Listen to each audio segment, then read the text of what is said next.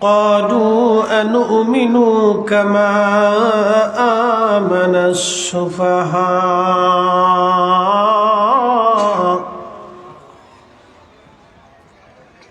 ألا إنهم هم السفهاء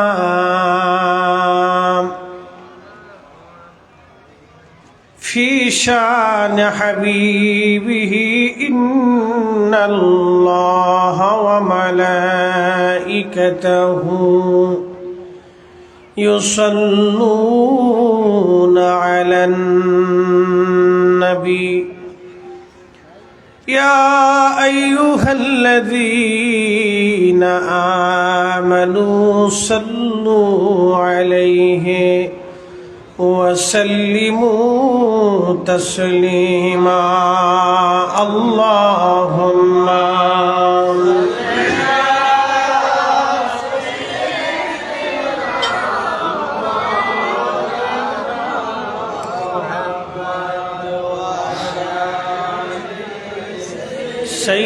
سيدنا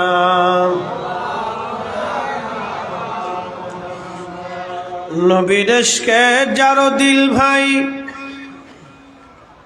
এই ভুবনে কাঁদে না নবী প্রেমে যার দিল ভাই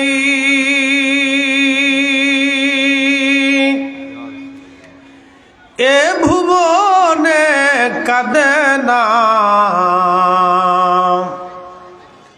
রোজ হাসরে ভাইজান তারা নবীজির দেখা পাবে না আল্লাহুম্মা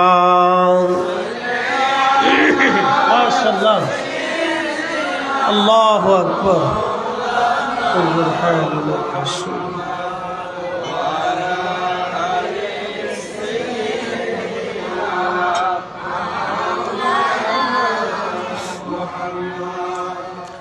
উড়ে যাও রে মাহফিলের হাওয়া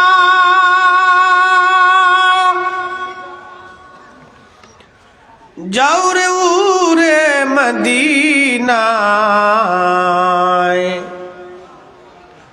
আমাদের দরুদ পৌঁছে দিও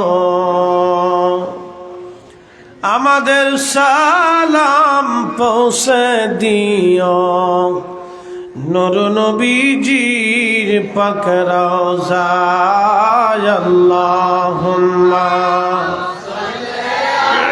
মাশাআল্লাহ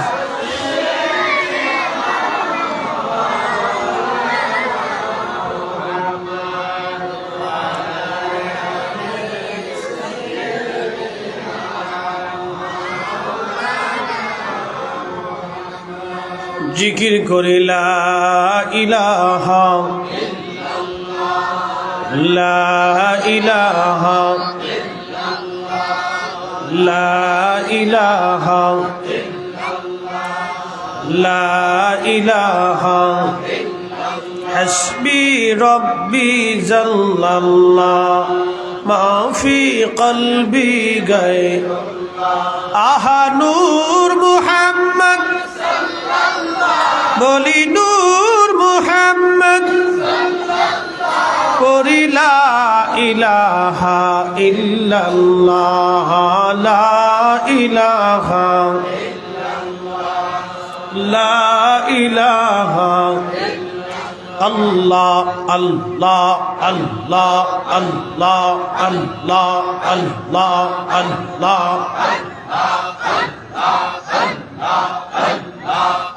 Allah Allah Allah Allah Allah Allah Allah Allah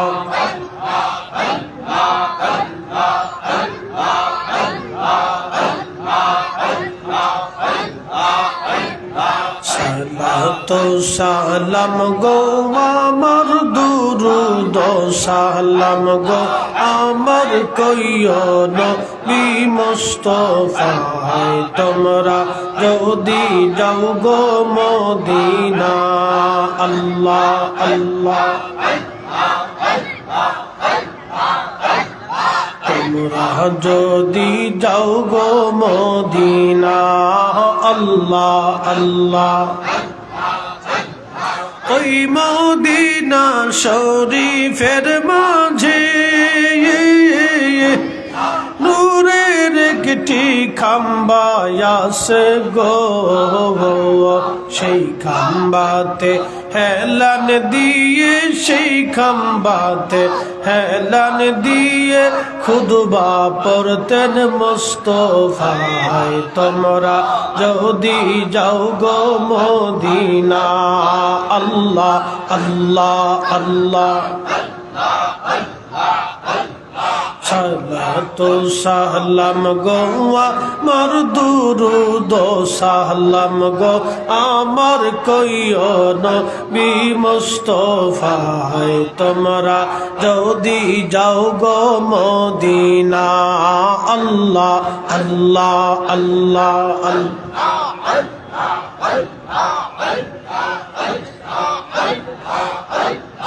ওই মদিনা শরীফের মাঝে নূরের একটি রওজা আছে গো সেই রওজাতে শুয়ে যাসেন সেই রওজাতে তশরিফ নিছেন দিনের নবী মুস্তাফায় তোমরা যদি যাও গো মদিনা আল্লাহ আল্লাহ আল্লাহ আল্লাহ সালাতু সালাম গো আমার দুরুদ সালাম গো আমার কইও নবী মুস্তাফায় তোমরা যদি যাও গো মদিনা আল্লাহ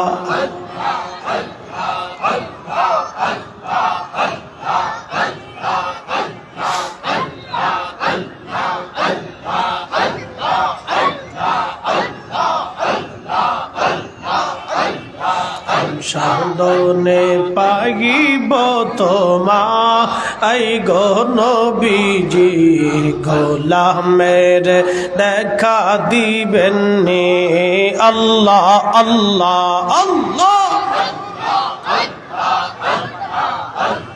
কাঙ্গালের দেখা দিবেন নি গো নবীজি গোলা মেরে দেখা দিবেন নি আল্লাহ আল্লাহ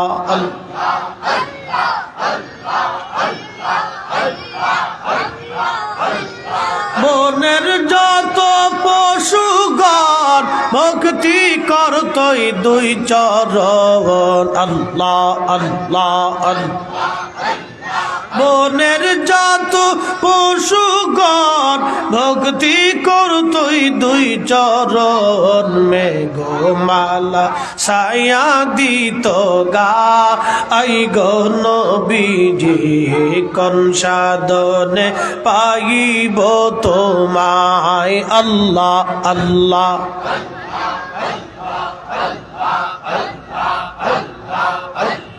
গোলামের দেখা দিবেন নি গো নবীজি কাঙ্গালের দেখা দিবেন নি আল্লাহ আল্লাহ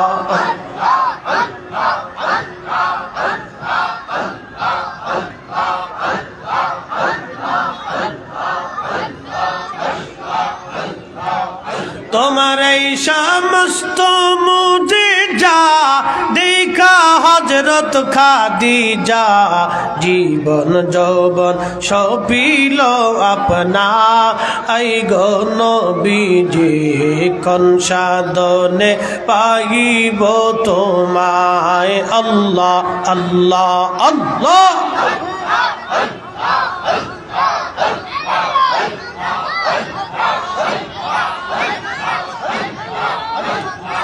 লা ইলাহা ইল্লাল্লাহ মুহাম্মাদুর রাসূলুল্লাহ সাল্লাল্লাহু আলাইহি ওয়াসাল্লাম। আহলে সুন্নাত ওয়াল জামাতের উদ্যোগে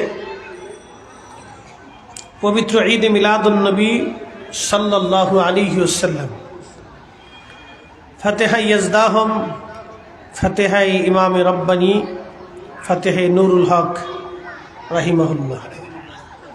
দুদিন ব্যাপী ৫৭তম ঐতিহাসিক সুন্নি মহাসম্মেলন। ৫৭ বছর ধরে মাহফিলটা এখনো চলমান। মালিকের আলিশান আসমানের শুকরিয়া করে বলি আলহামদুলিল্লাহ। ৫৭ বছরের ইতিহাসে বহু মানুষ কবরে গেছে, বহু মানুষ পৃথিবীতে আসছে। আগামী দিন কবরে আমাদের যাওয়ার পালা। ওয়ারুক রহমানিয়া উচ্চ বিদ্যালয়ের মাঠে আজকের মাহফিলের মোহতারাম সভাপতি, আওলাদের রসুল, পীরে তরিকত, রাহনুমায়ে শরীয়ত, হজরতুল আল্লামা আলহাজ মাওলানা সৈয়দ মোহাম্মদ বাহাদুর শাহ মুজাদ্দিদি আল আবিদি মাদ্দাজিল্লাহুল আলী, পীর সাহেব ইমামে রব্বানী দরবার শরীফ এবং চেয়ারম্যান ইসলামিক ফ্রন্ট বাংলাদেশ, আলোচক বৃন্দ, শাইখুল হাদিস উস্তাজুল্লাহ সাতিজা ওয়াল উলামা আল্লামা মোহাম্মদ জয়নুল আবিদিন জুবায়ের সাহেব মাদ্দাজিল্লাহ আলেনি নেসেরিয়া কামিল মাদ্রাসার সম্মানিত অধ্যক্ষ, সাবেক অধ্যক্ষ,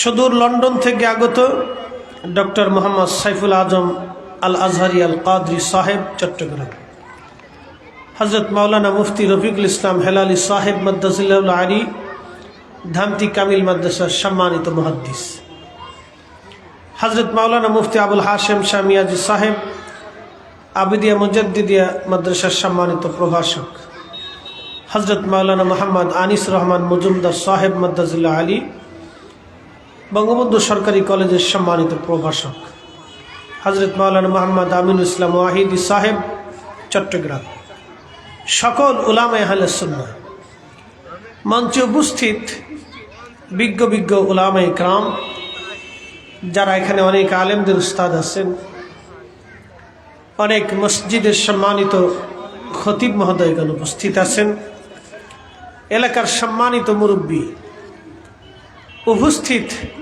অনেক আশিকে ওলি, আশিকে রসুল, আশিকে খুদা, আল্লাহ পাকের প্রিয় মেহবুব বান্দা, যারা আমাদের চাইতে অনেক বড় আমলের অধিকারী। এই মজলিসে এমনও কিছু আল্লাহর মেহবুব বান্দা আছেন যারা রাত জেগে আল্লাহর ইবাদতে নিজেকে নিয়োজিত করেন। এই ওয়ারুক বাজার আশেপাশে দূর দূরান্তে আমার কলিজার টুকরো যুবক ভাইয়েরা, পর্দানশীল আমার সম্মানিত মা বোনেরা, সকলের প্রতি আমি আমার পক্ষ থেকে আন্তরিক মোবারকবাদ। শুকর এবং সুজুদ সে মালিকের আসমানে, যে মালিক আপনার আমার জন্য শ্বাস ও নিঃশ্বাসের ব্যবস্থা করেছেন,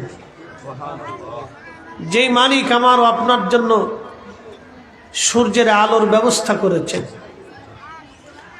বিশ্রামের জন্য রাতের ব্যবস্থা করেছেন,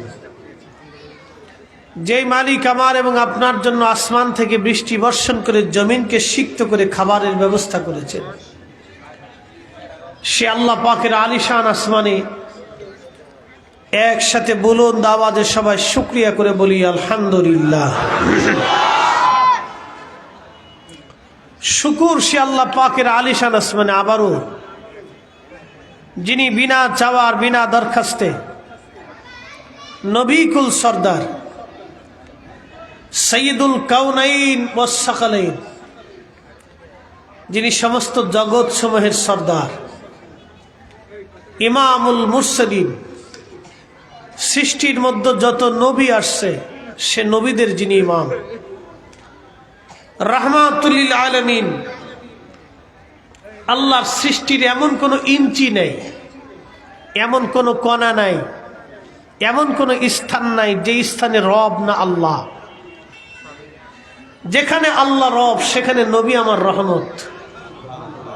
সেই নবীর উম্মত আল্লাহ আপনাকে আমাকে বানাইছেন। হাবিবুল্লাহ, যে নবীকে আল্লাহ সবসময় খুশি করতেন, ইব্রাহিম আলাইহিস সালাম ছিলেন খলিলুল্লাহ। ইব্রাহিম আলাইহিস সালাম আল্লাহকে খুশি করতেন, এই জন্য উনি খলিলুল্লাহ ছিলেন। আর আমাদের নবী হলেন হাবিবুল্লাহ, আল্লাহ আমাদের নবীকে খুশি করতেন। আসতে হয়ে গেল না? আর একটু জোরে হবে না? কে খুশি করতেন? আল্লাহকে। আল্লাহ তার নিজের পরিচয় দিয়েছেন, আল্লাহু লা ইলাহা ইল্লা হুয়াল হাইয়ুল কাইয়ুম। আমি তো সেই মালিক, আমি তো সেই আল্লাহ যিনি চিরঞ্জীব, চিরস্থায়ী, আদি অন্ত, শুরু শেষ কিছুই নেই।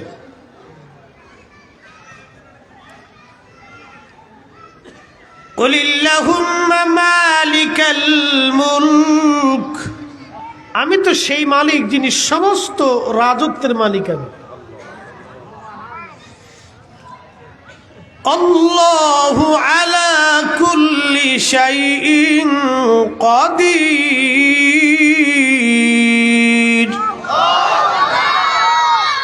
আমি তো সেই মালিক যিনি সর্বময়, সর্ব অবস্থায়, সর্বকালের মহাশক্তিধর, ক্ষমতার মালিক।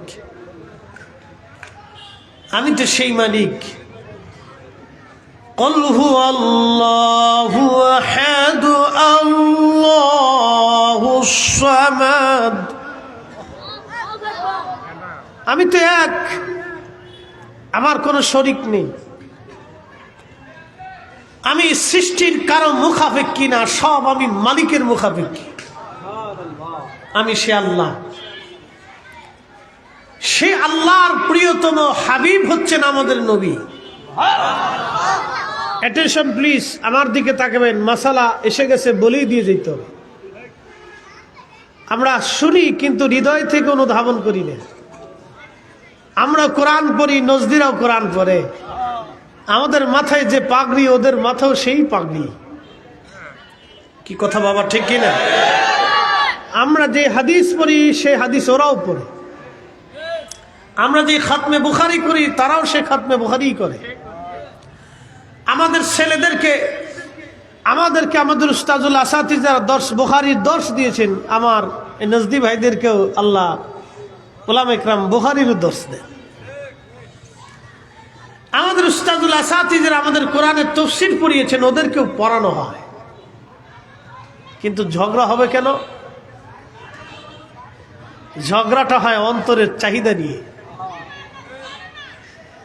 আমরা সুন্নি ও নজদিদের মধ্যে একটা তফাৎ হলো, আমরা সুন্নিরা নবীর শান শুনলে আমাদের কলিজা বড় হয়ে যায়, শান্তি লাগে। আর এরে রসুলের শান বললে এদের শরীরে চুলকানি লাগে। তফাৎ কি ছোট না বড়? এর সীমানা কত বড় বলেন তো? আমি বুঝাইতি, এর সীমানা আমি বর্ণনা করে শেষ করার মতো আমার যোগ্যতা নেই। একটা বিষয় সারা জীবন মনে রাখবেন, আল্লাহ কি কারো মুখাপেক্ষী? কিন্তু আল্লাহ পাক একজনকে খুশি করতেন, তিনি হাবিবুল্লাহ। আবার বলি, কুল হুয়াল্লাহু আহাদ আল্লাহুস সামাদ। আমি আল্লাহ কারো মুখাপেক্ষী না, সব আমি মালিকের মুখাপেক্ষী। আমরা মুখাপেক্ষী কার? চিকিৎসা, অসুস্থ হলে আমরা ডাকি কাকে? বৃষ্টি বন্ধ হলে ডাকি কাকে? বাংলাদেশের পদ্মা নদী, যমুনা, মেঘনা নদীর পানি যদি প্রবাহিত হওয়া বন্ধ হয়ে যায়, পৃথিবীর কোন রাষ্ট্র, কোন সরকার, কোন বিজ্ঞানী, কোন দর্শন এ নদীর পানি চালু করে দিতে পারবে? পারবে না। সমুদ্রের পানি যদি তার স্তর থেকে উপরে উঠে যায়, পৃথিবীর কোন জ্ঞান আর মেধা কি সেই পানি নিচের দিকে নামিয়ে নিতে পারবে? আকাশের মেঘ, বৃষ্টি মেলা যদি বন্ধ হয়ে যায়, পৃথিবীর কেউ কি আর পারবে বৃষ্টি নামিয়ে দিতে? অসম্ভব।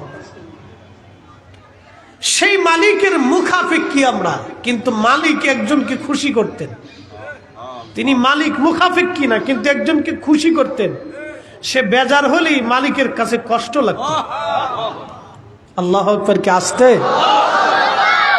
আরো জোরে, আরো জোরে। প্রিয় নবীর ইন্তেকাল হবে, জিব্রাইলকে আল্লাহ পাঠাইলেন, তুমি যাই আমার নবীর খোঁজ নিয়ে আসো। বলেন তো, আল্লাহ তো সবই জানে, তারপরও জিব্রাইলকে পাঠানোর কি প্রয়োজন আছে? একটাই কারণ, আমার হাবিব যাতে বেজার না হয় যে আমার মালিক আমাকে খোঁজ নেওয়ার জন্য লোক পাঠাইলো না। বন্ধু অসুস্থ হয়ে গেছে, বন্ধু অসুস্থ, বন্ধুর বাড়িতে তার একজন কর্মচারীকে পাঠিয়ে দিয়ে বলল, যাও কিছু খাবার, কিছু ওষুধ, কিছু পানীয়, কিছু হাদিয়া গিফট নিয়ে আমার বন্ধুর কাছে যে বলবে বন্ধু পাঠিয়েছে, আপনি কেমন আছেন জিজ্ঞেস করার জন্য। আচ্ছা বলেন তো, বন্ধু বন্ধুর বাড়িতে যখন লোক পাঠায় তখন বন্ধুর কাছে কি ভালো লাগে না খারাপ লাগে? আল্লাহ বন্ধু, হাবিব বন্ধু, আল্লাহ মাসুক, নবী আশেক, নবী মাসুক, আল্লাহ আশেক, আশেক মাসুক, মাসুক আশেক। প্রিয় নবীজি অসুস্থ, ইন্তেকালের 4 দিন আগে জিব্রাইলকে পাঠিয়ে দিয়ে বললেন, খোঁজ নাও আমার হাবিব কেমন আছে।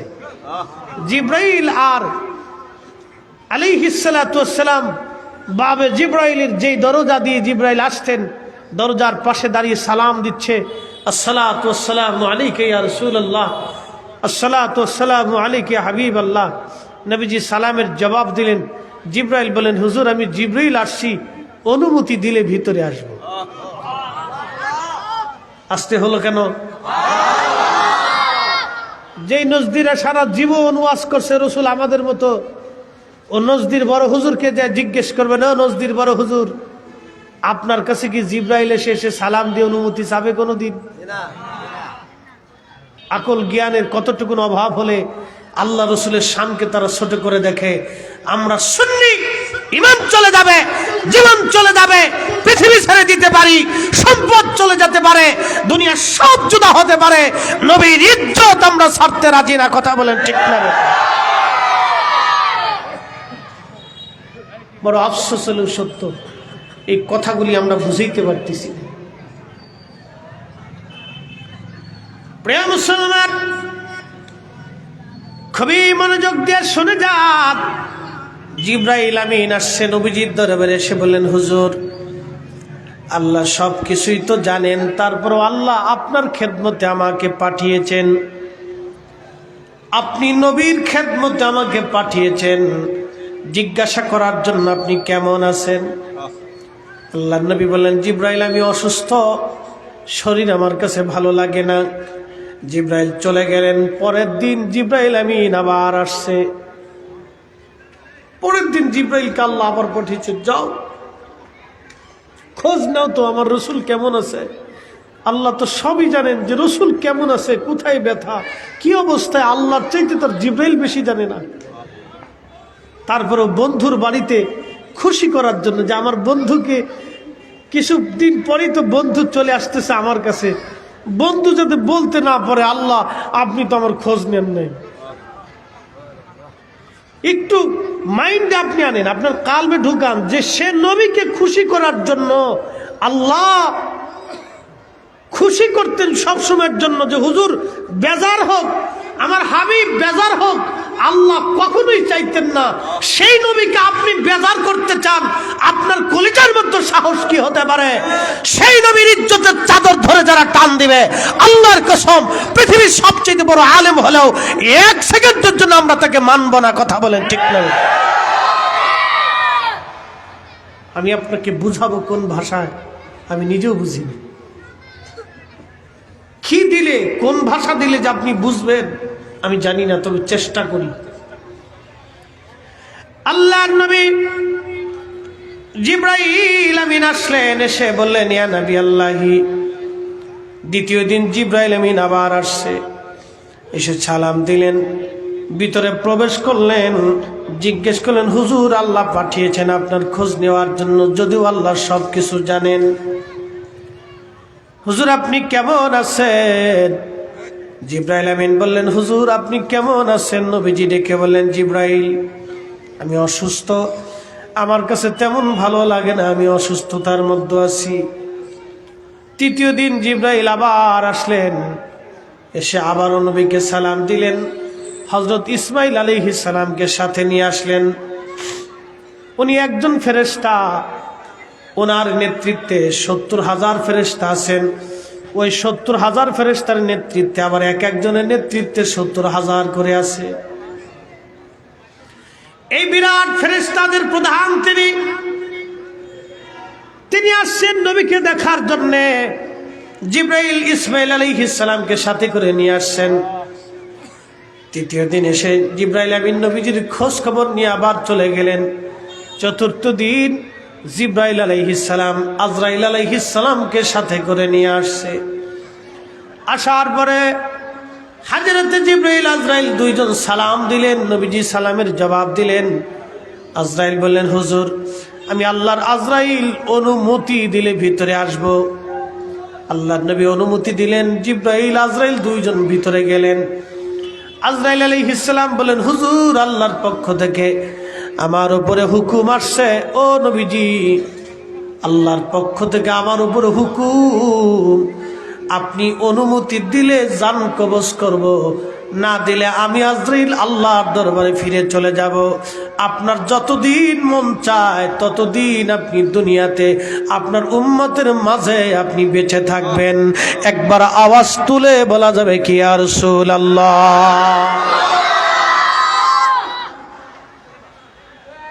একটু হৃদয় থেকে বুঝার চেষ্টা করবেন তো। প্রিয় নবীজি জিব্রাইলকে আজরাইলকে জিজ্ঞেস করলেন, আজরাইল আমার মালিকের পক্ষ থেকে কি এই হুকুম? বলে, হ্যাঁ ইয়া রাসূলুল্লাহ, আল্লাহর পক্ষ থেকে আমার উপরে নির্দেশ, আপনি অনুমতি দিলে আপনাকে আল্লাহর কাছে নিয়ে যাব, অনুমতি না দিলে আমি ফিরে চলে যাব। যতদিন মন চায় আপনি পৃথিবীতে ততদিন বসবাস করবেন। একসাথে বলা যাবে আল্লাহু আকবার। আল্লাহ কি কারো মুখাপেক্ষী? আবার বুঝেন, আল্লাহ কি কারো মুখাপেক্ষী? আল্লাহ কি আমার নবীর মুখাপেক্ষী? আল্লাহ কিন্তু আমার রসুলের মুখাপেক্ষী না। কিন্তু নবীজির দপ্তরে আল্লাহ পাক তার রসুলকে ইজ্জত, সম্মান, তাজিম, তকরিম দিচ্ছেন। আজরাইল ও জিব্রাইল দিয়ে সম্মান করাচ্ছেন। আজরাইল ও জিব্রাইলের কাছে হুকুম রুলস জারি করেছেন। সমস্ত উম্মতের জন্য বিধান একরকম হবে। ওয়ালা ইউআখিরুল্লাহু নাফসান ইযা জাআ আজালুহা, সমস্ত মানুষের জন্য হুকুম হবে। টাইম শেষ, চলে যাবে আল্লাহর কাছে, সময় শেষ, পৃথিবীতে থাকার অধিকার নাই। কিন্তু আমার রসুলের দপ্তরে যে জিজ্ঞেস করবে, নবী অনুমতি দিলে জান কবজ হবে, নবী অনুমতি না দিলে জান কবজ হবে না। আমার নবীর ইচ্ছার উপরে তার হায়াত নির্ধারিত থাকবে। নবী যতদিন মন চাই উম্মতের মাঝে ততদিনই নবী বেঁচে থাকবে। একসাথে বলা যাবে না আল্লাহু আকবার। সম্মানিত উপস্থিতি, সুন্নি সম্মেলন কমিটির আমাদের যা দায়িত্ব রয়েছে ওনাদের দৃষ্টি আকর্ষণ করবো। আমাদের প্যান্ডেলের উত্তর পাশে কারা যেন আওয়াজ করে, আপনারা তাদের প্রতি একটু খেয়াল করুন। এই বাচ্চা কাচ্চারা খেলাধুলা করতেছে। দুইজন ভলেন্টিয়ার বাচ্চাদেরকে মাঠ থেকে একটু বাইর করে ওই দোকানের ভিতরে পাঠাইতেন। আমরাই ধরে ধরে এনে মাঝখানে এক জায়গায় বসাই দেন। রাশিয়া ইউক্রেন পাশাপাশি হলে যুদ্ধ লাগবে, মাঝখানে তুরস্ক বসাই দেন যাতে যুদ্ধ থামাই দেন। মাঝখান দিয়ে ফাঁকা ফাঁকা বসাই দেন। ইনশাল্লাহ আপনাদের বুঝতে কি কোনো কষ্ট হয়? তাহলে বোঝা যায় তো। একসাথে জোরে বলি তো আল্লাহু আকবার। আল্লাহু আকবার ওয়া লিল্লাহিল হামদু বিসমিল্লাহির রাহমানির রাহিম।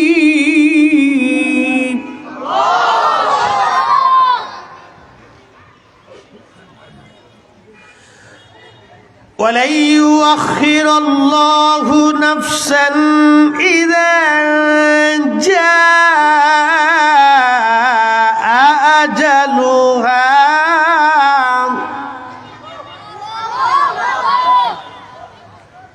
সবার জন্য হুকুম একরকম, নবীর জন্য হুকুম ভিন্ন রকম। কোরআনের আয়াত দিয়ে, কোরআনের আয়াত সাবমিট করে রসুলের শান ইজ্জত আজমত কমাইতে চান নাকি? আমার দেশের কিছু ভাই সাহেবরা নাম দিছে আন্তর্জাতিক খ্যাতি সম্পন্ন মুফাসসিরে কোরআন। কত বড় মুফাসসির হইলে নবীজির পেশাব মোবারকের সমান হয় বলেন তো? হ্যাঁ, বলে কি কত বড় হুজুরে বলছে জানেন? উনি মদিনার থেকে পড়িয়েছে। আরে বেটা পাগলের বাচ্চা, হুজুর কত বড় হলে নবীজির পেশাবের সমান হয় বলেন তো? হাই সর্বনাশ, পাগল বুঝাবেন কেমনে বলেন? وَلَن يُؤَخِّرَ اللَّهُ نَفْسًا إِذَا جَاءَ أَجَلُهَا।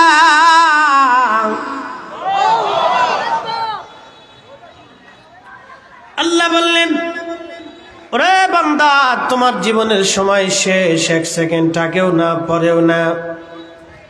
পৃথিবী থেকে তোমাকে চলে আসা লাগবে, একটু সময়ের জন্য তোমাকে আর কোনো সময় দেওয়া হবে না। কিন্তু আল্লাহর আজরাইল আসছে, মালিক আল্লাহুস সামাদ, আল্লাহ কারো মুখাপেক্ষী না, সব আল্লাহর মুখাপেক্ষী।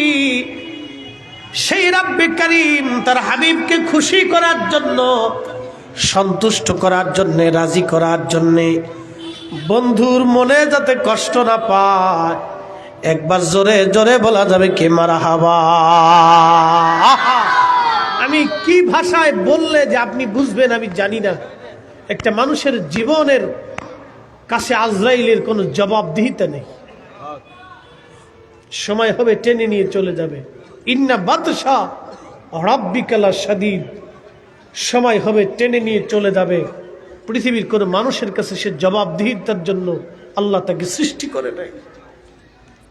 কিন্তু একজনের দরবারে এসে আজরাইল পর্যন্ত থরথর করে কাঁপতেছে যে হুজুর, আল্লাহর পক্ষ থেকে আমার উপরে কঠিন নির্দেশ, হুকুম যদি দেন তো আমি আপনাকে সম্মানের সাথে নিয়ে যাব, আর যদি আপনি হুকুম না দেন আপনাকে আমি রেখে ছেড়ে চলে যাব। যতদিন মন চায় আপনি উম্মতের মাঝে ততদিন থাকবেন। উম্মতের প্রতি রসুলের দরদ আসতে পারে। রাব্বে কারীম আল্লাহ রুখসত দিয়ে বলেন, হাবিব আপনার যদি আসতে মন চায় তো আসবেন, থাকতে মন চায় থাকবেন, আপনার ইখতিয়ারের উপর আমি ছেড়ে দিলাম। একজন রসুলকে, বন্ধুকে খুশি করার জন্য রাব্বে কারীম, আল্লাহ রাব্বে কারীম তাকে খুশি করতেন। আর আমার দেশের কত বড় বেদিন, বজ্জাত, দুষ্ট, বেয়াদব গোছ থেকে রসুল তৈরি হয়েছে। বুকে হাত বেঁধে নামাজ পড়ে ওদের মৌলবীরা বলে আল্লাহ রসুল কিয়ামতের ময়দানে নিজের পাপের চিন্তায় পেরেশান হয়ে থাকবে। এই কথা যারা বলে ওকে খাওয়ানোর চাইতে কুত্তা খাওয়াইলে অনেক বেশি সওয়াব হবে। কথা বলেন ঠিক না? খাওয়ানোর চাইতে কুকুর খাওয়াবে, আপনার ঈমান কেড়ে নিয়ে যাচ্ছে, আপনার ঈমানকে ধ্বংস করে আপনাকে জাহান্নামের রাস্তা দেখাচ্ছে। একজন মানুষকে জান্নাতে যেতে হলে তাকে তাহাজ্জুদ গুজারি হতে হয়, অনেক সেজদা রোনাজারি, চোখের পানি তাকে রাব্বে কারীমের কদমে, কুদরতি কদমে পেশ করতে হয়। সারা জীবনের 5 ওয়াক্ত নামাজ ও আল্লাহ পাকের বিধান ও আইন, নবীর তরিকা সুন্নত তাকে মেনে মেনে মেনে মেনে চলতে হয়। কিন্তু জাহান্নামে যাওয়ার জন্য একটা শব্দই যথেষ্ট। জাহান্নামে যাওয়ার জন্য একটা শব্দই যথেষ্ট, বেশি প্রয়োজন নেই, মাত্র একটা শব্দ যথেষ্ট। একটা শব্দই তার জন্য যথেষ্ট। আপনি একটু মাইন্ডে নিয়ে আসেন, আমি পক্ষপাতিত্বের কথা বলছি না। আপনি কোন পীরের মুরিদ আমি জানি না, যেই পীরের মুরিদ হন না কেন, কোন রাজনীতি দল করেন আমি তাও জানি না, যে রাজনীতি দলই করেন না কেন, মনে রাখবেন রাব্বে কারীম এক, কোরআন একটাই, আমাদের রসুল একজন। আল্লাহ নবীর গোলামি ছাড়া উম্মত জান্নাতে যাবে না, এটাই সত্য। কথা বলেন ঠিক না বেটে? নবীর গোলামি নিয়ে যেতেই হবে আপনাকে, নবীর গোলামি নিয়ে আপনাকে যেতেই হবে। এর বিকল্প কোনো রাস্তা আপনার জীবনে নাই। যদি ভাবতে চান তো ভাবতে পারবেন, ঠিকানা খুঁজে পাবেন না। অঙ্ক কষতে চান অঙ্ক কষবেন, খাতা শেষ হবে, কলমের কালি শেষ হবে, মাগর অঙ্ক মিলবে না, কারণ সূত্রে গলদ আছে। নবীর গোলামি ছাড়া উম্মতের আর কোন রাস্তা, তার বাস্তব প্রমাণ আল্লাহ কোরআনে নিজে বলে দিয়েছেন। যদি হৃদয় থেকে বুঝেন, একটু ঠান্ডা মাথায় বোঝার চেষ্টা করবেন। আল্লাহ বলেন, কুল ইন কুনতুম তুহিব্বুনাল্লাহ,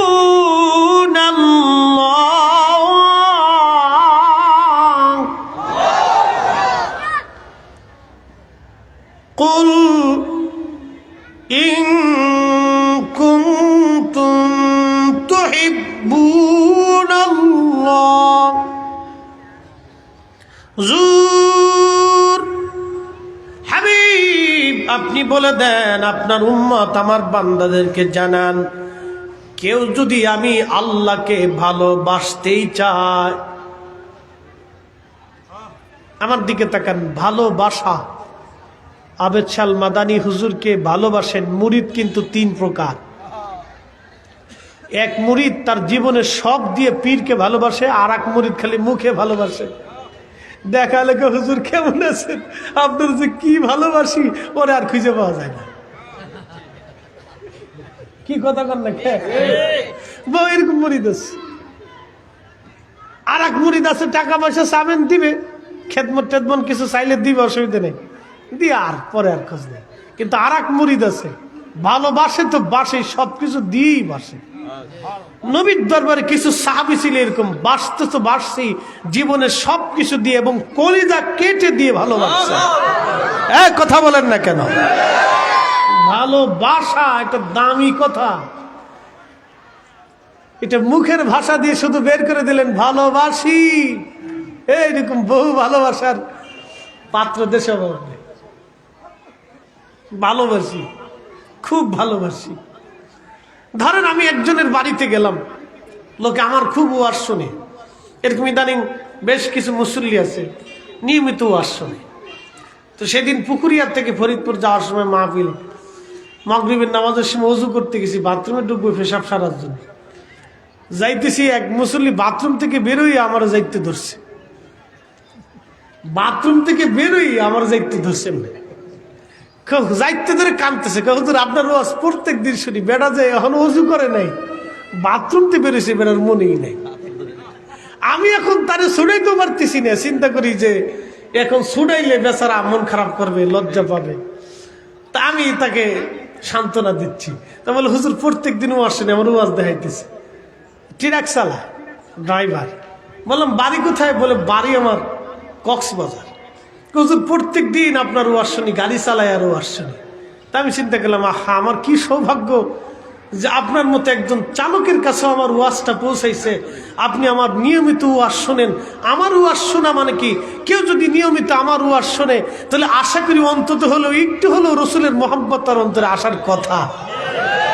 আমার মহব্বত নাই, কিন্তু ওয়াজ শোনার পরে হয়তো আসতেও পারে, আমি আশাবাদী, আশা করতে পারি। তো চিন্তা করলাম, যাক আলহামদুলিল্লাহ, এটা তো আমার জীবনের অনেক বড় সৌভাগ্য যে আপনি আমার ওয়াজ শোনেন। তো যাই হোক, এরকম কিছু পাগল থাকে। আবার একজনের বাড়িতে গেছি, আয়েশা বলতেছে, হুজুর কি যে মোহাম্মত আপনার করি, সারাদিন আপনার ওয়াজ শুনি, কি যে সৌভাগ্য আপনার আমার, আমি আপনার, আপনি আমার বাড়িতে আইছেন, হুজুর কি করব না করব, আপনি আপনার জন্য পাগল, আপনি জানেন না। এই কথা বলি টলে সে আস্তে করে বাড়িতে বেরিয়ে চলে গেছে। সারাদিন ওই বেটার আর খোঁজ নেই। আচ্ছা আপনারা বলেন, এই বেটার ভালোবাসার ভিতরে কিছু গুজামিলা আছে? কথা কন না কেন, ঠিক কিনা? আমরা মিলাদুন নবী করি, গাইরে সুন্নি যারা আছে তারা বলে আমরা মিলাদুন নবী করি না, কিন্তু আমরা তো নবীরে ভালোবাসি। এদেরও ভালোবাসা আর আমাদের ভালোবাসার ভিতরে একটু তফাৎ আছে। বলে কেমন? তারা ভালোবাসে, আমরা ওই যে বেটার মতো, হুজুর আপনার যে কি ভালোবাসি, এই কথা বলে সকালবেলা বেরিয়ে গেছে, সারাদিন আর আসে নাই। আমার একটু চাও খাওয়া নেই, একটু বসতেও দেয়, খোঁজ খবরও নেই। এই বেটারও ভালোবাসা। আমরা সুন্নিরাও ভালোবাসি নবীকে, আমরা শুধু ভালোই বাসি না, ভালোবাসার প্রমাণ দিয়ে বাসি। কথা বলেন ঠিক না বেটে? আমরা প্রমাণ দিয়ে তারপরে ভালোবাসার কথা বলি। মনোযোগ দিয়ে কুল, হুজুর আপনি বলেন, ইন কুনতুম তুহিব্বুনাল্লাহ, কেউ যদি আমি আল্লাহকে ভালোবাসতে চাই, ফাত্তাবিউনি, সেজন্য আপনি নবীর ইত্তেবা মুহাব্বত তার কলিজার ভিতরে রাখে। আল্লাহকে পাইতে হলে নবী পাইতে হবে। কথা বলেন না কেন? আল্লাহ পাইতে হলে কি পাইতে হবে? এ কথা আমি বলছি না, মালিক বলেছে। মালিক বলেছে, মালিক, আমি বলি না, মালিক বলেছে যে মালিকের কদমে আপনাকে সেজদা দিতেই হবে। ও মালিক বলেছে, এ বান্দা, আমি আল্লাহকে যদি ভালোবাসার দাবি করই তাহলে শোনো, পৃথিবীতে একজনকে আমি পাঠিয়েছি। ওয়ামা আরসালনাকা, আমি আপনাকে পাঠিয়েছি। ইয়া আইয়ুহান নবী ইন্না আরসালনাকা, হে আমার নবী, আপনাকে পাঠিয়েছি। কামা আরসালনা ফীকুম রাসূলা, আমি তোমাদের মাঝে আমার নবীকে পাঠিয়েছি।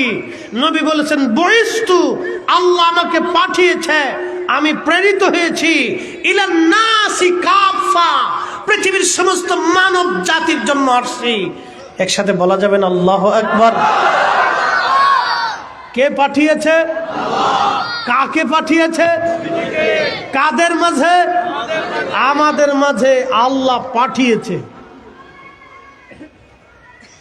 আল্লাহ পাঠিয়েছে আমাদের মাঝে। প্রিয় মুসলমান, আল্লাহ ডেকে বললেন, হাবিব, বান্দাকে ডেকে বলেন, বান্দা যদি আমাকে ভালোবাসতে চায়, ফাত্তাবিউনি ইউহিব্বুকুমুল্লাহু ওয়া ইয়াগফিরু লাকুম যুনুবাকুম আল্লাহু গফুরুর রহিম।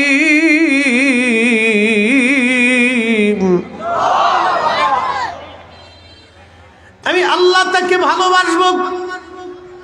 আচ্ছা, আল্লাহর ভালোবাসার ভিতরে কি লিপ সিম্প্যাথি আছে? যে আল্লাহ আপনারে ভালোবাসার কথা বলছে? আবেদ শাহ মাদানী হুজুরের মুরিদ আমি। কি মুরিদ? হুজুর কেবলা আসছে আর সারাদিন আমার খোঁজ খবর নাই। হুজুর কেবলা আইছে আমার বাড়িতে, সারাদিন মুরিদের খোঁজ নাই। কি ভালোবাসা! আবার আরেকজন মুরিদ সারাদিন হুজুরের খেদমত করে যাইতেছে, হুজুর আসছে আমার বাড়ি, আমার কি সৌভাগ্য। ওই যে আগে বলছি, মুরিদ কিন্তু তিন কোয়ালিটি।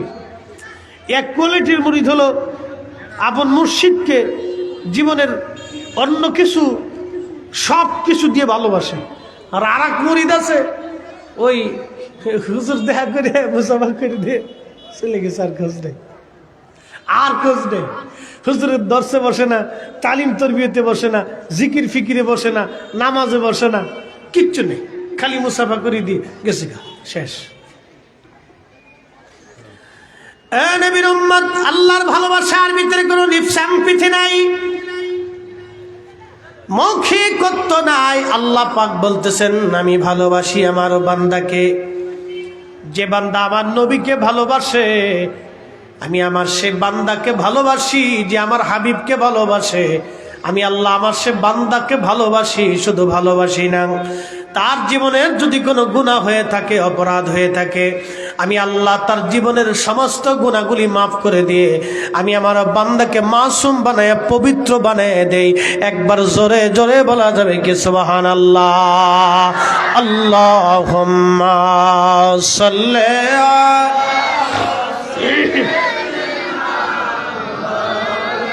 একটু চা দেওয়া যাবে? ওয়ালা আলি সাইয়্যিদিনা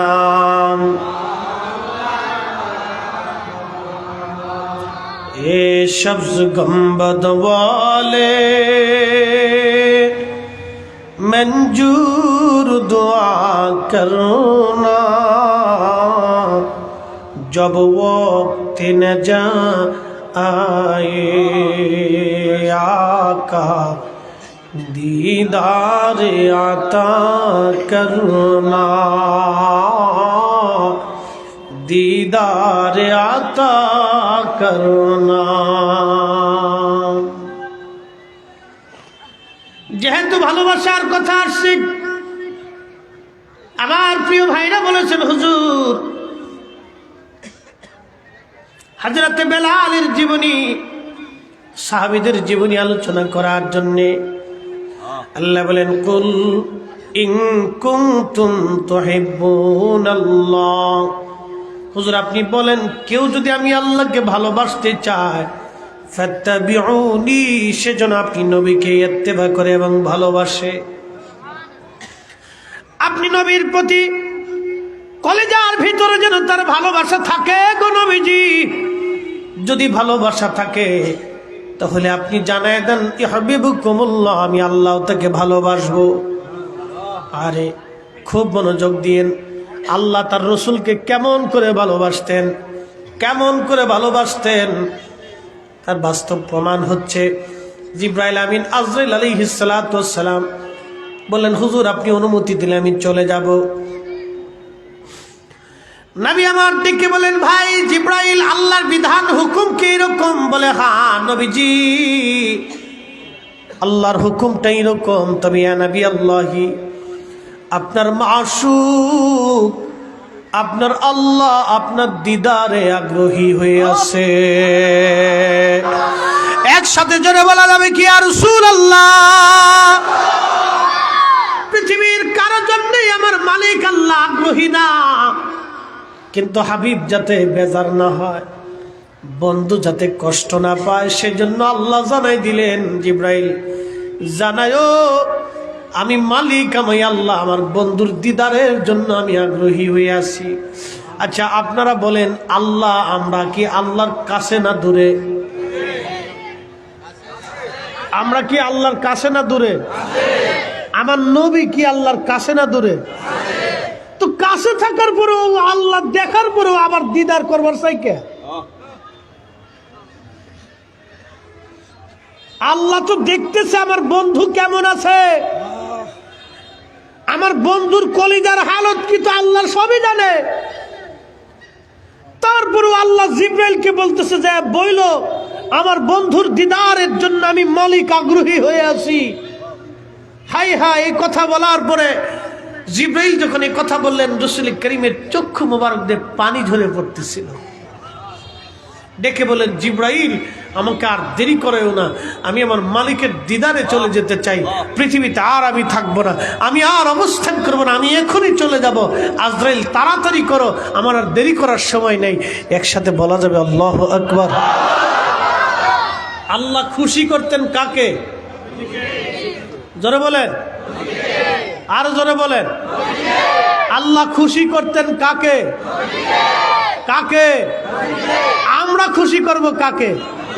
এই যে বুঝে গেছেন সূত্র, সূত্র মিলে গেছে। এবার আল্লাহ খুশি করতেন তার হাবিবকে, আমরাও খুশি করব তার হাবিবকে। হাবিব খুশি তো আল্লাহ খুশি। কথা বলেন ঠিক না বেঠে?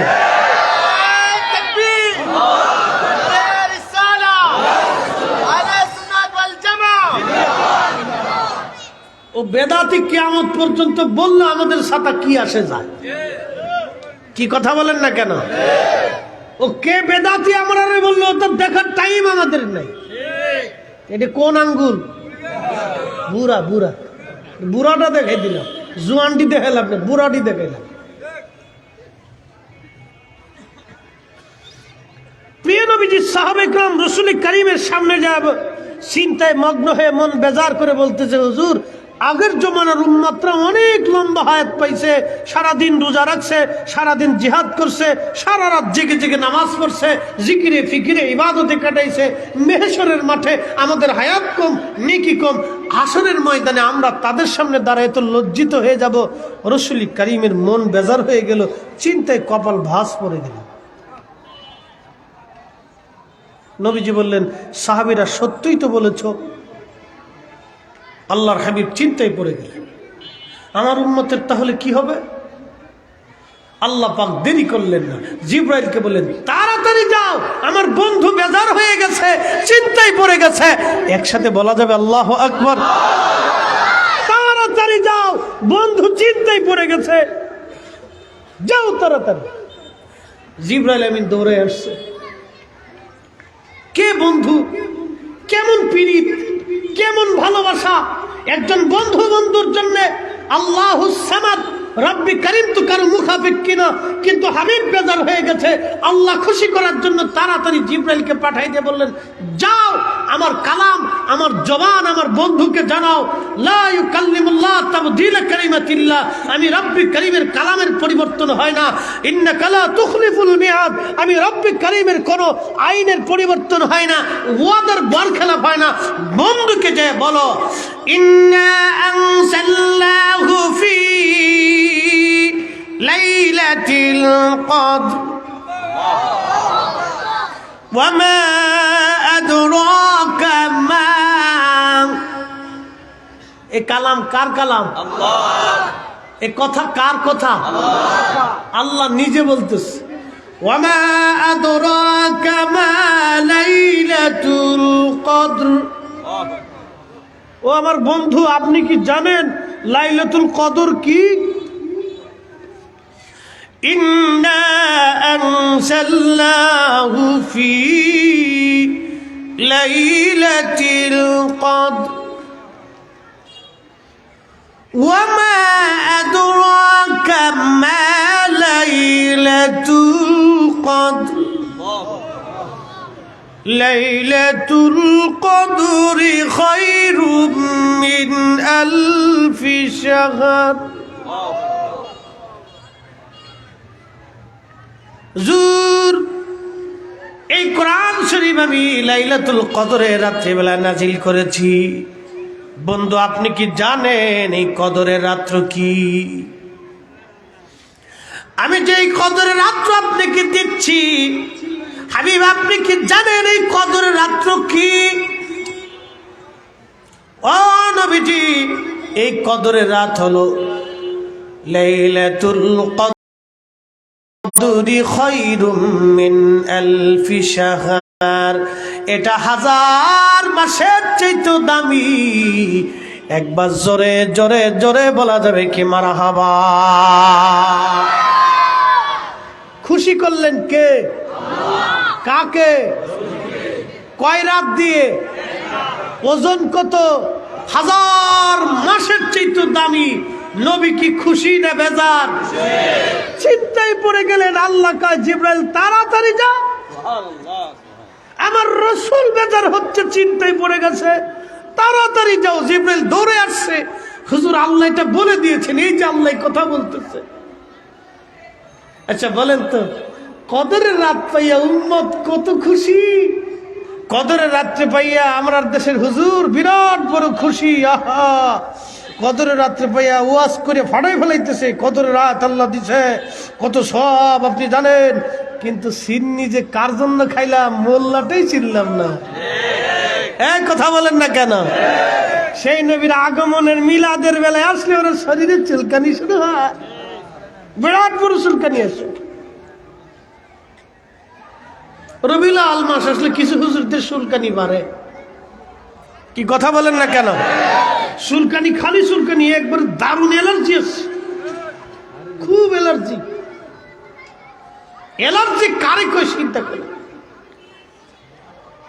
পাগল হয়ে যায় অ্যালার্জি লিগে। অথচ রব্বে কারীম এই নবীর জন্য একটা রজনী আমাদেরকে দিলেন। আহা, এই নবীর উম্মত না হইলে কোটি বছর যদি আপনি সেজদায় পড়তেন, এই রজনী আপনি পাইতেন না। আল্লাহ নবীর কারণে একটা রজনী আমাদেরকে দিলেন, লাইলাতুল কদর।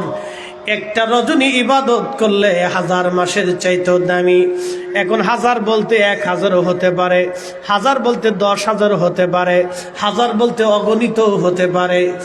কত রজনী, কত দিন, কত রাতের ইবাদতের সমতুল্য নেকি আল্লাহ দিবেন। আপনার ইবাদতে কিন্তু মোহাব্বতের উপরে সেটা নির্ভর করবে। দেখেন, আমার মালিক আমার আল্লাহ তার হাবিবকে খুশি করার জন্য সবসময় চেষ্টা করতেন। এই জন্য নবীজির একটা লকব হলো হাবিবুল্লাহ, হাবিবুল্লাহ, হাবিবুল্লাহ, হাবিবুল্লাহ, হাবিবুল্লাহ। আল্লাহ যাকে খুশি করতেন তিনি হলো হাবিবুল্লাহ। এই জন্য সাহাবা একরামের জীবনীর মধ্যে এসে গেছে, সাহাবীরা নবীকে খুশি করার জন্যে তাদের জীবনের সব উজাড় করে দিয়ে দিয়েছেন। একবার জোরে বলা যাবে কি মারহাবা?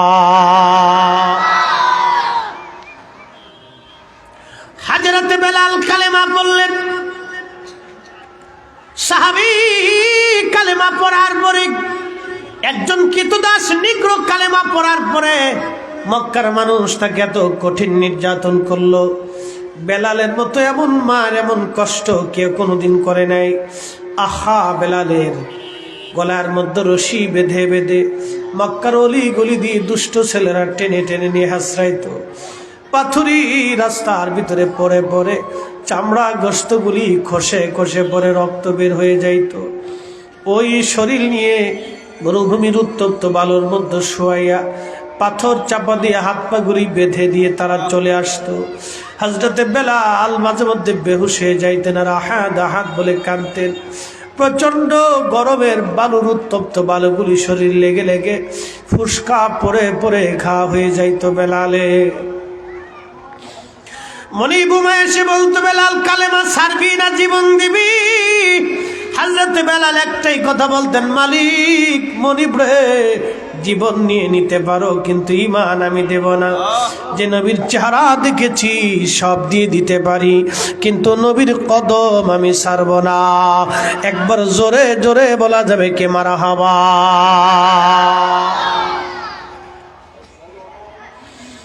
হযরত বেলাল সারা জীবন কেঁদে কেঁদে জীবন পার করলেন। হযরত বেলালের পিঠের চামড়া গোশতগুলি উঠিয়ে ফেলে দিল তারা। শুধু কি তাই, এইভাবে বছরের পর বছর ধরে মার খেতে খেতে খেতে খেতে পিঠের চামড়াগুলি বেলালের উঠে গেল, ফুসকা পরে পরে গা হয়ে গেল। হযরত বেলালের একটাই দাবি, জীবনের সব কিছু দিয়ে দিতে পারি কিন্তু ঈমান আমি দেব না। বেলাল আহাদ আহাদ আল্লাহ এক আল্লাহ এক আল্লাহ আল্লাহ বলে জিকির করতেন, কাঁদতেন। মনিব চিন্তা করলো তোর জবান বন্ধ করে দেওয়া লাগবে। জিহ্বা খানা বের করে লোহার শিকগুলি আগুনের মধ্যে গরম করে দিয়ে হযরত বেলালের জিহ্বাই পার ওই পার করে জবান বন্ধ করে রাখতো। বেলালের জবান বন্ধ করে রেখেছিল বটে কিন্তু হৃদয় তারা বন্ধ করতে পারে নাই। হযরত বেলালের একটাই কথা, সব কিছু দিয়ে দিতে পারবো কিন্তু নবীর কদম আমি ছেড়ে দেব না। আমি যে ঈমান কালেমা কবুল করেছি এই কালেমা কখনোই আমি ছেড়ে দেব না। হযরত বেলাল নবীর মসজিদের মুয়াজ্জিন হয়ে গেলেন। আজান দিতে যে আশহাদুর জায়গা আশহাদু পড়তেন, লাহানে জলি হয়ে যাইতো। সাহাবায়ে কেরাম এসে বললেন, হুজুর বেলালের আজানের মধ্যে ভুল হয়, আপনি যদি চান নতুন মুয়াজ্জিন এনে দেব। কাফের আর বেঈমান মুনাফিকরা সমালোচনা করে নবী আল্লাহ আল্লাহর নবী বললেন, সাহাবীরা তোমরা তো বেলালের আজান থেকে মুয়াজ্জিন থেকে নাম কাটতে চাও, তোমরা কি জানো বেলাল আজান দিলে আর সে মুআল্লা পর্যন্ত আজানের আওয়াজ পৌঁছায় যায়। এই আওয়াজ করে বলেন আল্লাহু আকবার, তাকবীর, আল্লাহু আকবার, রিসালাত, আহলে সুন্নাত ওয়াল জামাত, বাইত রাসূল, বাইত খুদা, আল্লামা মুফতি জহিরুল ইসলাম সাহেব। হযরত বেলালের জিহ্বা দেখে নেই, চেহারা দেখে নাই, বংশ দেখে নাই, লাহান দেখে নাই, কণ্ঠ দেখে নাই, জ্ঞান দেখে নাই। আল্লাহ বেলালের একটা জিনিসকে ভালোবেসেছে, কুল ইন কুনতুম তুহিব্বুনাল্লাহ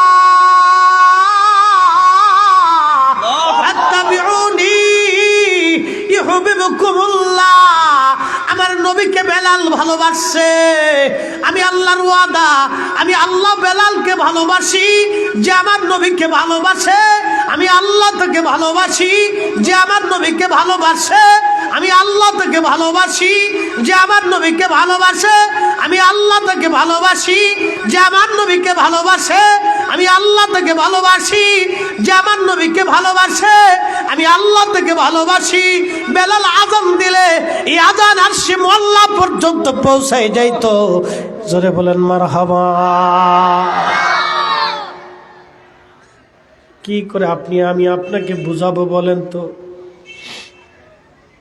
কি করে বোঝাবো? সাহাবী হযরত আব্দুল্লাহ, যুবক মানুষ, কালেমা পড়ছে, ধনী বংশের সন্তান ছিল, জুলবাজাদাইন যাকে বলা হতো। কালেমা পড়ার কারণে বাবা ছোটকালে মারা গিয়েছিল, চাচার কোলে লালিত পালিত হলেন। কালেমা পড়ে বাড়ি গেছে। চাচা বললেন, আব্দুল্লাহ কোথায় ছিলি? বলে, কালেমা পড়ছি। বলিস কি, আমাদের ইহুদি ধর্মে তুমি চুনকালি মারছ, মোহাম্মদের কালেমা তুমি কবুল করছো, তাহলে মোহাম্মদের বাড়ি চলে যা, আমাদের বাড়ি জায়গা নাই।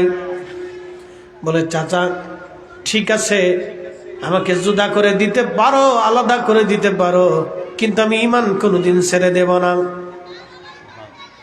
বললে, আব্দুল্লাহ রে, সমস্ত সম্পদ থেকে তোমাকে জুদা করে দিলাম। হযরত আব্দুল্লাহ বলেন, জুদা করে দাও, তাও মানতে রাজি। তাহলে আব্দুল্লাহ, তোমার শরীরে যে জুব্বা আছে, পাগড়ি আছে, পোশাক আছে, লুঙ্গি আছে, খুলে দাও, কারণ এই পোশাকগুলি আমাদের টাকার কেনা রে আব্দুল্লাহ, এটা মুহাম্মাদের টাকার কেনা না, এটা আমাদের টাকার কেনা, খুলে দে। হযরত আব্দুল্লাহ পোশাকগুলি খুলে দিলেন, পরনে শুধু লুঙ্গি। যুবকরে, খুব মনোযোগ দিয়ে শুনে যাও, আজকে তোমরা আর্জেন্টিনার পতাকা নিয়ে দৌড় পারো, আর্জেন্টিনার মিছিল তোমরা দাও।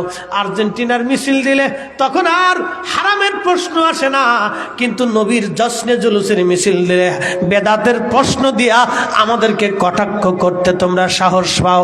কিয়ামত পর্যন্ত কটাক্ষ করতে পারো, নবীর আগমনের জশ্নে জুলুসের মিছিল আমরা বন্ধ করব না। কথা বলেন ঠিক না বেঠি?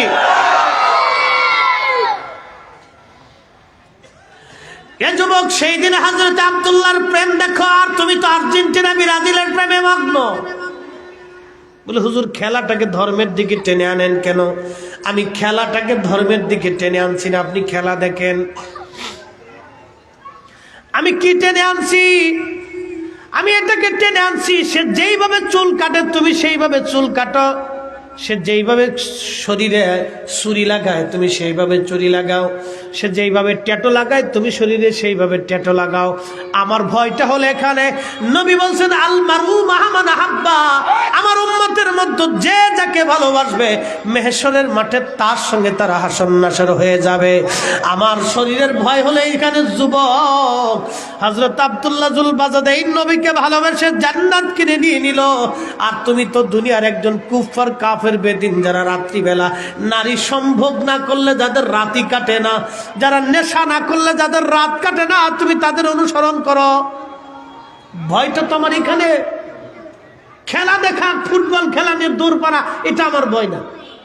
এটা একটা খেলা, মানুষ দেখতেই পারে, খেলতেই পারে, এটা স্বাভাবিক। আমার ভয়টা হলো সেখানে তুমি অন্ধের মতো থেকে অনুসরণ করতেছ। আমার ভয়টা হলো এখানে তুমি মুসলমানের বাচ্চা, মুসলমানের ঘরে জন্ম নিয়ে তুমি একজন কুফার বেদিনকে অনুসরণ করতে পারো না, তুমি অনুসরণ করবা আখিরি নবী রাহমাতুল লিল আলামিনকে। কথা বলেন ঠিক না বেঠে? আমার ভয়টা তো এখানে, আমি তো এখানে ভয় পাচ্ছি না। আপনি সারা রাত খেলা দেখেন, আমার নিষেধ নেই। আমার ভয় হচ্ছে ওখানে যে খেলা নিয়ে তুমি মারামারি করবে। আমার ভয়টা তো এখানে তুমি এতটাই আসক্ত হয়ে পড়ছো, তোমার আসক্তির কারণ আমার ভয়ের কারণ। তুমি খেলা দেখতে দেখতে এমনটা আসক্তি হয়েছো যে খেলা নিয়ে তোমরা ফিটি লাগাইছো। কি কথা বলেন না কেন? না খারাপ?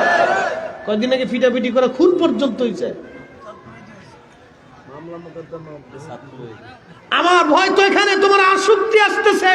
এটা তো একটা নেশা, মদের নেশার চাইতে মারাত্মক নেশা, ইয়াবার নেশার চাইতে মারাত্মক নেশা।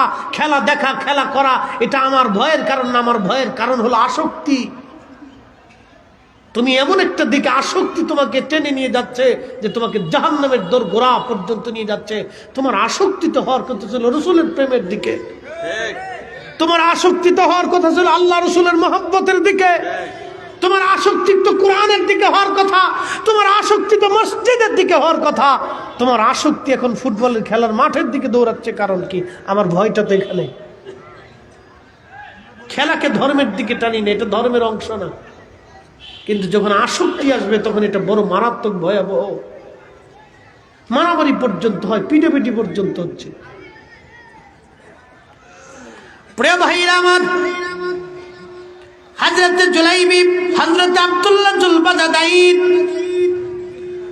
রাসূল করিম এমন মহব্বতের সাহাবী ছিলেন, তিনি চাচাকে ডাক দিয়ে বলেন, চাচা তাহলে আপনি আমার পোশাক খুলে নিয়ে যান। কিন্তু লুঙ্গিটা আমাকে ভিক্ষা দিয়ে দেন। চাচা ডাকতে বলেন, এ আব্দুল্লাহ, লুঙ্গিটা তো আমাদের টাকার কেনা, তুমি লুঙ্গিটা ফেরত দিয়ে দাও। আব্দুল্লাহ জুল বাজাদিন লুঙ্গিটা খুলে ফেলে দিয়ে দৌড়াইয়া বাড়ির দিকে যাচ্ছে মা মা করে।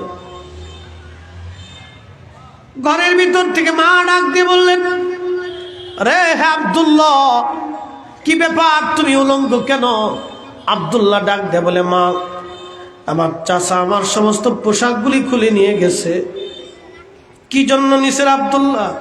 বলে, আম্মা জান, আমি নবীর দরবারে যে কালেমা পড়ছি সেই জন্য সব পোশাক খুলে নিয়েছে, জমিন আর সম্পদ থেকে আমাকে আলাদা করে দিয়েছে।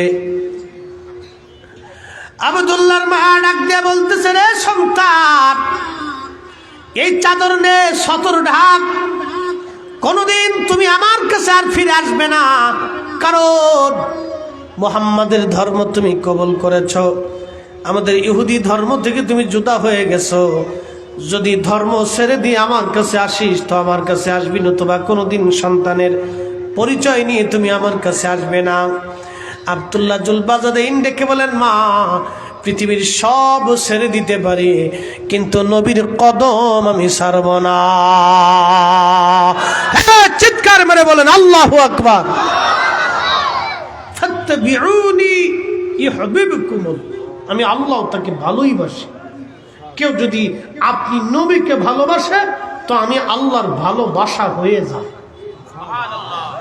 কার ভালোবাসা হয়? কার ভালোবাসা? হ্যাঁ, মাসুকের ভালোবাসাই তো অনেকে বাসবে উপরে উঠে। কি কথা বুঝেন নাই মনে হয়? মৌলার প্রেমে কান্দে আমার মন, বাস কুক কইয়া একবার ফির সামনে যাইতে দৌড়িয়ে এই শুরু হয়ে গেছে। বাসবে একটা উপরে উঠে, কে মৌলার প্রেমে তুই বাসবে উপরের দিকে যাস কে? কারণটা কি? আমার প্রশ্ন তো এই কেন?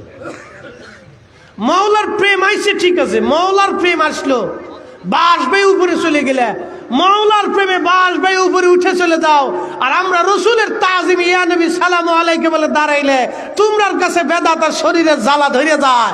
তার মানে বোঝা গেল তুমি আসল মৌলার পাগল না, তুমি আসলেই শয়তানের পাগল। এটা দেখানোর নাম করছে মৌলার প্রেমে কাঁদে আমার মন। আল্লাহকে কুলিন কুনতুম তুহিব্বুনাল্লাহ, আমি আল্লাহকে, আমি মওলাকে ভালোবাসতে চাইলে আগে নবীকে ভালোবাসো। কাকে ভালোবাসো? কাকে?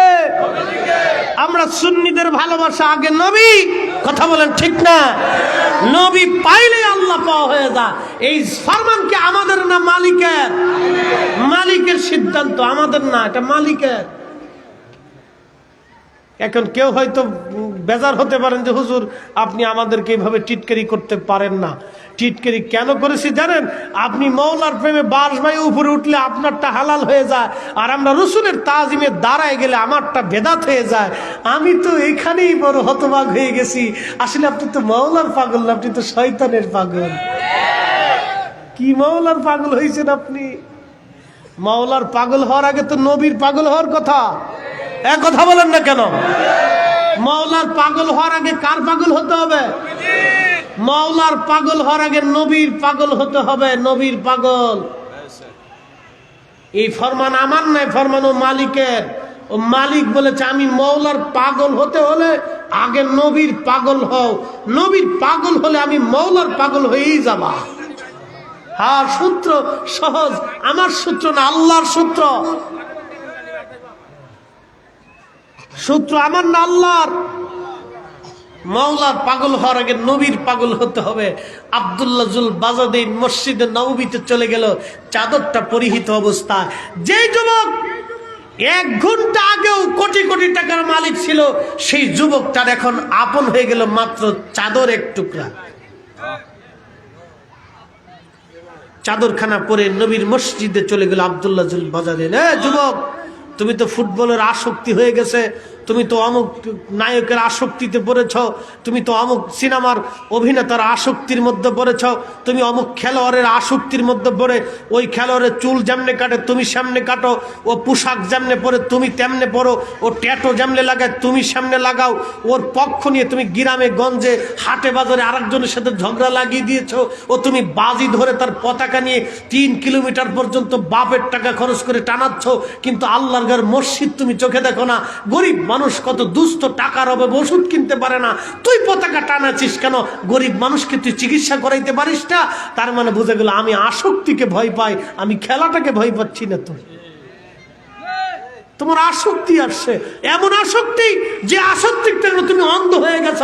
তুমি যেই 3 কিলোমিটার টানিয়ে পতাকা নষ্ট করেছো, তুমি যে এই প্লাকার্ড করে তুমি টাকা নষ্ট করেছো, কই তুমি তো গরিব মানুষের 2 টাকার ওষুধ কিনে দাও নাই। উম্মত দাবি করে বসে রইছ। আল্লাহর ঘর মসজিদে কত এতিমখানার দুস্থ গরিব ছেলেরা সারাদিন সকালবেলা আলু ভর্তার ডাল দিয়ে ভাত খায়, কই একদিন তো তুমি যে এতিম বাচ্চাদের জন্য খাবার কিনে দিয়ে আসো নাই। যে ছেলেরা মাদ্রাসায় পড়ে, ওরা এতিম মানুষ, গরিব দুস্থ, ওরা এইভাবে খেয়ে থাকে, আমি একটা দিন ওদেরকে মুরগা দিয়ে গরুর গোশত দিয়ে একটু খাবার খাওয়াই আসি, কই তা তো তুমি করো নাই। তোমার আসক্তি ফুটবলের দিকে চলে গেছে। আমার ভয় তো দেখে নেই, খেলা নিয়ে আমার কোনো আপত্তি না, আমার আপত্তি আসক্তি নিয়ে। আসক্তিতে এত ভয়াবহ আসক্তির দিকে চলে যাচ্ছে যেটা নেশার চেয়ে মারাত্মক হয়ে গেছে। মোহতারাম উপস্থিতি, খুব কথাগুলি মনোযোগ দিয়ে শুনবেন। আব্দুল্লাহ জুল বাজাদাইন একটা চাদর পরে রসুলের দরবারে কাটাচ্ছেন। চাদরটাকে 2টা টুকরা করে, একটা টুকরা দিয়ে সতর ঢাকলেন, আর একটা অংশ দিয়ে শরীর ঢাকলেন। 2টা টুকরা। নবীজি ঘোষণা দিলেন, জুল বাজাদাইন তুমি আজকে থেকে 2 চাদরওয়ালা। একসাথে বলা যাবে না সুবহানাল্লাহ? কয় চাদরওয়ালা? 2 চাদরওয়ালা। একটা চাদর থেকে 2টা টুকরা করে জীবন কাটাইতে লাগলেন। কে পারবে বলেন তো এরকম? এই জন্য আল্লাহ বলছে, হাবিব উম্মতকে বলেন, আমি আল্লাহকে কেউ ভালোবাসার দাবি যদি করে তো আপনি নবীকে আগে ভালোবাসতেই হবে। আহা কি দামি কথা আল্লাহ, আমি কি করে বুঝাবো? এই জন্য আল্লাহ রসুল বলছেন, ওমান আহাব্বানি আহাব্বাহুল্লাহ, যে আমাকে ভালোবাসে সে আল্লাহকে ভালোবাসে। ওমান আহাব্বাহুল্লাহ আদখালাহুল জান্নাহ, যে আল্লাহকে ভালোবাসে আল্লাহ থেকে জান্নাতি বানাই দিল। একসাথে জোরে বলা যাবে সুবহানাল্লাহ? ভালো কাকে বাসতে হবে? আল্লাহ নবীকে ভালোবাসতে হবে আগে। যদি নবী ভালোবাসেন তো ভালোবাসা কার হবে? আচ্ছা এবার আসেন, ভালোবাসার গল্প নিয়ে অনেক কথা বললাম।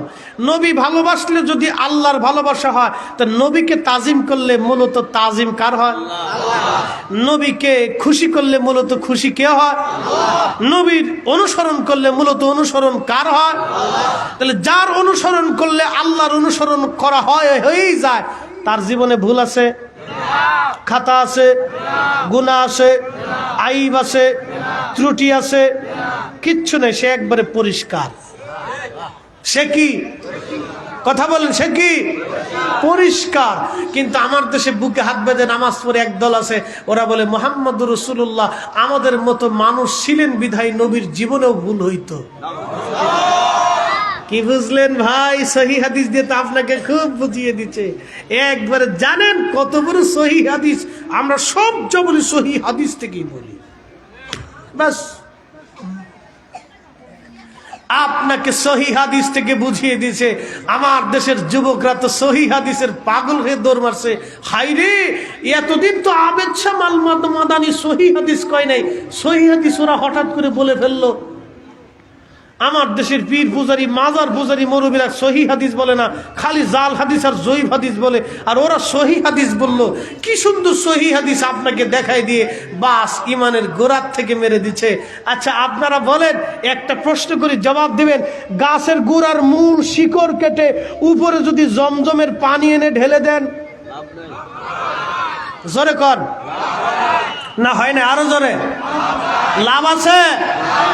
গাছের গোড়ার মূল শিকড় কেটে দিয়ে উপর থেকে যদি মাম পানি ফ্রেশ পানি খুব পরিষ্কার পানি এনে আপনাকে দেখাচ্ছে, বন্ধু দেখছো তোমার গাছের কি যত্ন আমি নেই, সে মাম পানি ফ্রেশ পানি জমজমের পানি এনে তোমার গাছের গোড়ায় ঢেলে দিচ্ছে, দেখছো আমি সহি পানি দিতেছি। কি পানি দিতেছে? কথা কন না কেন? কি পানি? পানি দিতেছে সহি, কিন্তু গুড়া কাটছে। কি কথা কন না কেন? গাছ বাঁচবে? ও আপনার ইমানের গুড়ার থেকে কেটে দিয়ে সহি পানি ঢালতেছে, সহি পানি দিচ্ছে। আর আমার দেশের ছেলেরা তো চিন্তা করে জোরে সর্বনাশ, কত সুন্দর সহি পানি মদিনা ভার্সিটি ভারে সহি পানি মেরে দিচ্ছে। ওরে বলদ, এ বলদ বুঝাবো কেমনে বলেন তো? আর মাঝে মধ্যে একটা গল্প শোনাই, যদি নামাজের সময় লম্বা কথা বাড়াবো না, একটা গল্প বলেই দিয়ে যাই। দুই ভাই শ্বশুর বাড়ি গেছে বেড়াইতে, বড় ভাই আর ছোট ভাই। বড় ভাই চিন্তা করলে একাই যাবো তো ছোট জনকে নিয়েই যাই, তো দুই ভাই খুব বেড়াইতে গেছে। তো মা চিন্তা করলো জামাইরে আদর করি আর না করি, পুত্রারে যদি না খাওয়ায় তো পুত্রা তো বাজ্যে আমার মেয়েকে জ্বালাতন করবে। তো পুত্রারে খুব ঢক মতো আম টাম কলা কাঁঠাল মাছ টাছ হেঁটে সেটে আগর ডিম ঘোড়ার ডিম বহুত কিছু খাওয়াইতেছে। তো খাওয়া দাওয়া শেষ, বিদায় দেওয়ার সময় তো কিছু গিফট টিফট হাদিয়া টাদিয়া দেয়, রেওয়াজ আছে।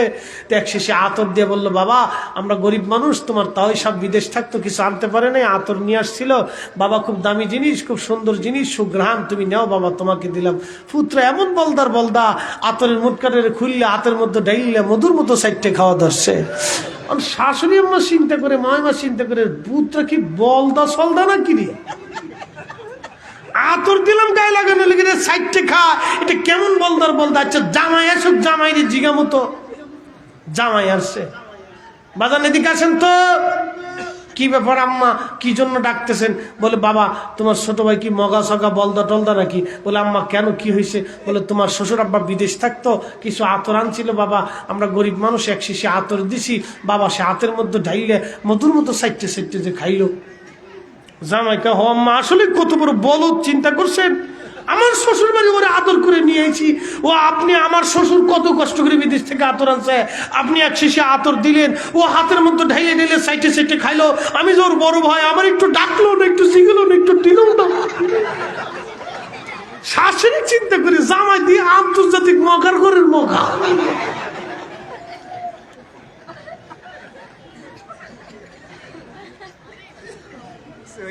ও আপনার ইমানের গুড়ার থেকে কাইটে দিয়ে সহি পানি ঢালতেছে, ও আপনার ইমানের গুড়া কাইটে দিয়ে সহি পানি ঢালতেছে।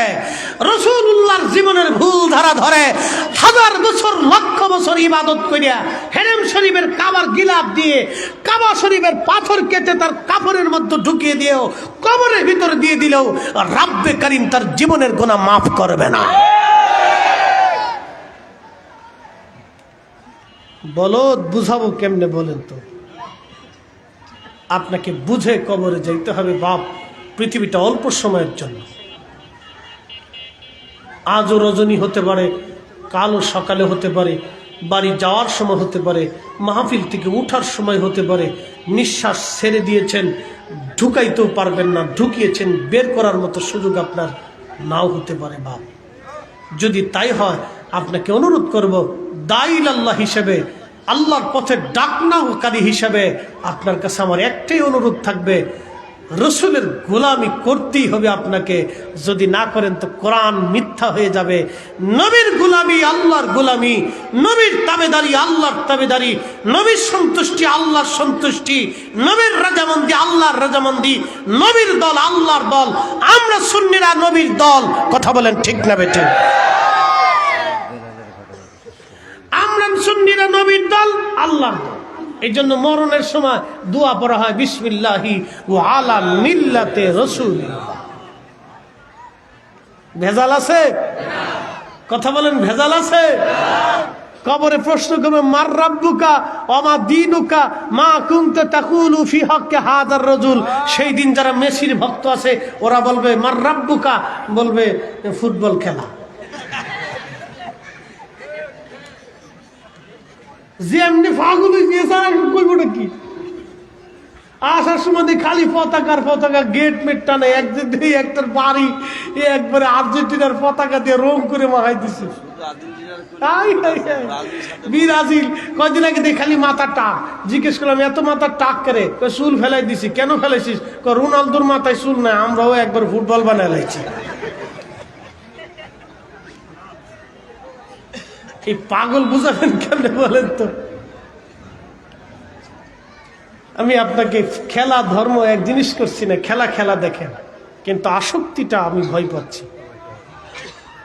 আসক্তিটাকে আমি ভয় পাচ্ছি। এই আসক্তিটা আপনাকে জাহান্নামের দিকে নিয়ে যাবে। আমরা তো খেলা দেখি, একবারে দেখি না তা তো না।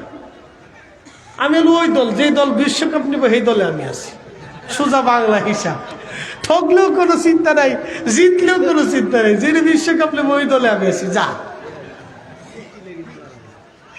এক কথায় ক্লিয়ার। আমরা অনেকে জিজ্ঞেস, হুজুর আপনি কোন দল? আমাকে যেটা বিশ্বকাপ নিব আমি সেই দল। যা, কোনো ভেজাল নাই, আমার দলের মধ্যে কোনো ভেজাল নাই। বিশ্বকাপ যেদিন নিয়ে যাবো সেদিন ও দল ভালো, অসুবিধা নেই, খেলছে ভালো, শেষ। এত আসক্তির ভিতরে আসবেন। আহা, সাহাবা ইকরামের জীবন কি চমৎকার ছিল দেখেন। হযরত আব্দুল্লাহ জুল বাজাদাইন এতটাই পাগল ছিলেন, তিনি নবীর মসজিদের মধ্যে জোরে জোরে জিকির করেন, জোরে জোরে আল্লাহ আল্লাহ আল্লাহ আল্লাহ আল্লাহ আল্লাহ আল্লাহ, জোরে জোরে কোরআন পড়তেন আব্দুল্লাহ জুল বাজাদাইন। জোরে জোরে কোরআন শরীফ পড়ার কারণে হযরত ওমর একদিন যে বিচার দিলেন, ইয়া রাসূলুল্লাহি ইয়া হাবিবাল্লাহ, আব্দুল্লাহ জুল বাজাদাইন জোরে জোরে জোরে জোরে জিকির করে, তার জিকিরের কারণে সাহাবীদের কষ্ট হয়।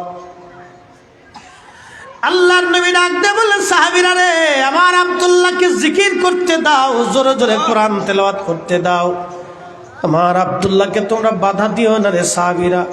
আমার আব্দুল্লাহর বড় কষ্টের ইসলাম, আমার আব্দুল্লাহর মনে তোমরা ব্যথা দিও না।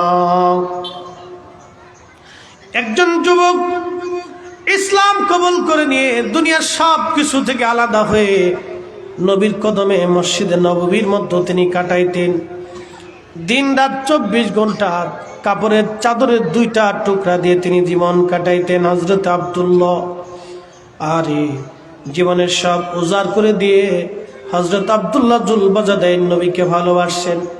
বলছিলাম হযরত বেলালের কথা, বারবার শুনতে চান হুজুর বেলালের আলোচনা। এই আলোচনা আমি কেমনে করব জানি না। হযরত বেলাল রাদিয়াল্লাহু আনহু সারা জীবন নবীকে ভালোবেসে গেছেন। আজান দিলে মসজিদে নববীর মধ্যে নবীজি নিজে নামাজ আসতেন, বেলাল আজান দিলে নবীজি নামাজে চলে আসতেন।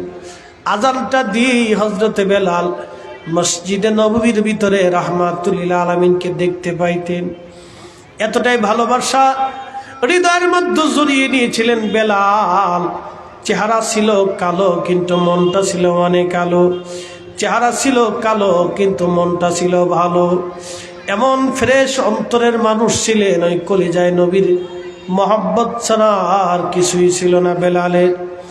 আল্লাহর নবী হুজুরে কারিমের ইন্তেকাল মোবারক হয়ে গেল। বলছিলাম নবীজি ইন্তেকাল হয়ে গেল, নবীজি মাশুকের দিদারে চলে গেলেন। সাহাবীরা বিমর্ষ হয়ে গেল, পাগলের মতো হয়ে গেল। সারা মদিনায় কান্নার রোল পড়ে গেল। ছোট ছোট বাচ্চারাও পর্যন্ত কান্না করতে লাগলো। প্রিয় নবীজির উট কাসওয়া একাধারে 3 দিন পর্যন্ত চোখের পানি ফেলে ফেলে ফেলে ফেলে কেঁদেছিল। একটা উট, যে উটের পিঠে চড়ে নবীজি হিজরত মোবারক করেছিলেন, যে উটের পিঠে চড়ে নবীজি মদিনায় পথ চলতেন, একটা উট নবীকে এমন ভাবে ভালোবাসলো 3 দিন পর্যন্ত উটের খাওয়া দাওয়া বন্ধ হয়ে গেল। 3 দিন পর্যন্ত উট কেঁদে কেঁদে কেঁদে কেঁদে চোখের পানি ফেলে ফেলে, কাসওয়া উটকে কেউ খাবার দিলেও খাবার খাইলো না, পানি দিলেও কেউ পানি পান করেন। একাধারে 3 দিন না খেয়ে পানি পান না করে হযরত আল্লাহর হাবিবের মহব্বতে কাসওয়া উট কুয়ার ভিতরে ঝাঁপিয়ে পড়ে আত্মাহুতি দিয়ে নবীর দরবারে সে চলে গেল। বিরহ বেদনা সহ্য করতে না পারে একটা উট পাগল হয়ে গিয়েছিল, একটা প্রাণী পর্যন্ত পাগল। একটা প্রাণী পর্যন্ত পাগল পারা হয়ে গেছে নবীর বিরহ বেদনা সহ্য করতে না পেরে উট পাগল পারা। বুঝেন তো সাহাবীদের হৃদয়ের হালত কি হতে পারে। হযরত বেলাল সহ্য করতে না পেরে ছোট্ট একটা গাঠুরি বেঁধে নিয়ে মসজিদে নববীর সামনে দাঁড়ায় বলে, আবু বকর বিদায় দাও, আর মদিনায় থাকবো না গো। হযরত আবু বকর বললেন, বেলাল রে, কি জন্য তুমি মদিনা ছেড়ে চলে যেতে চাও? কারণ কি? তোমার কিসের অভাব বলো? যদি বাইতুল মাল থেকে টাকা নিতে হয়, মাসিক বেতন আমি আবু বকর তোমার জন্য ধার্য করে দিব। হযরত বেলাল ডেকে বলে,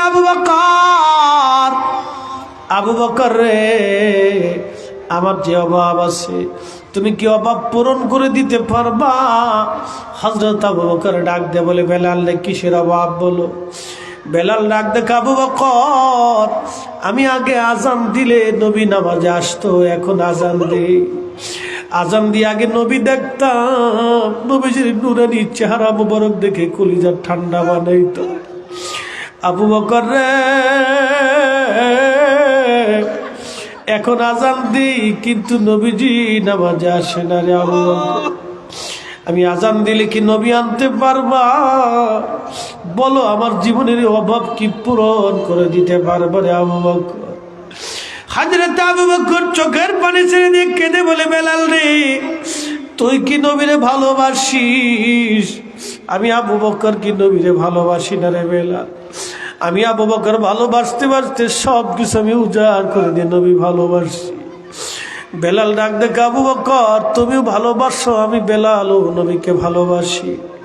তোমরা নবীজি রওজা শরীফ দেখলে সহ্য করতে পারো, ধৈর্য ধরতে পারো।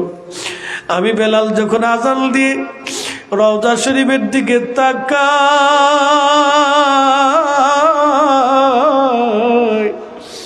আমি বেলালের কলিজাগুলি ছিঁড়ে ছিঁড়ে চলে আসে। আবু বকর রে, আমি মদিনায় থাকলে বেশি দিন বাঁচতে পারবো না, বিদায় দাও। নবী বিরহ যন্ত্রণা আমার আর সহ্য হচ্ছে না রে আবু বকর। চলে গেলেন বেলাল। সুদূর সিরিয়ার দামেস্কে চলে যাওয়ার পরে রাত্রিবেলা বহুদিন পরে ঘুমায় রয়েছে। আবার নবীজি স্বপ্নে সিরিয়ার দামেস্কে যায় বেলালকে ডাকতেছে, কিরে বেলাল, কেমন জুলুম আমার সঙ্গে শুরু করছো? কতদিন হলো তোমার কণ্ঠের আজান শুনি না রে বেলাল। তোমার কি মন চায় না আমি নবীর জিয়ারতে আসতে রে বেলাল? বেলাল, আমি নবীর জিয়ারতে আয়। কতদিন হলো তুমি আমার জিয়ারতে আসো না রে বেলাল? নবীকে কতটা ভালোবাসলে আমার নবী তাকে সিরিয়াতে ডাকতে গেছে। এমন প্রেম বেলাল নবীকে দিয়েছিল, এমন ভালোবাসা দিয়েছিল, এতেকালের পর নবীজি রওজা শরীফে থাকতে পারেন নাই। স্বপ্নের ঘরে বেলালকে ডাকতে গেছে, বেলাল আয়, কতদিন হলো তুমি আমার জিয়ারতে আসো না রে বেলাল? কতদিন হলো বেলাল, আজান শোনাও না? বেলাল আয়, আমাকে আজান শুনে যাও রে বেলাল, আজান শুনে যাও। বেলালের মতো আশেক যদি আমি হইতাম,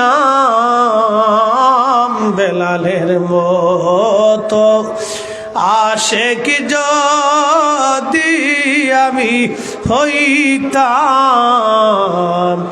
এ দুনিয়ায় নবীর দেখা পাই, এ দুনিয়ায় নবীর দেখা পাইতাম। বেলালের মতো আশেক যদি আমি হইতাম,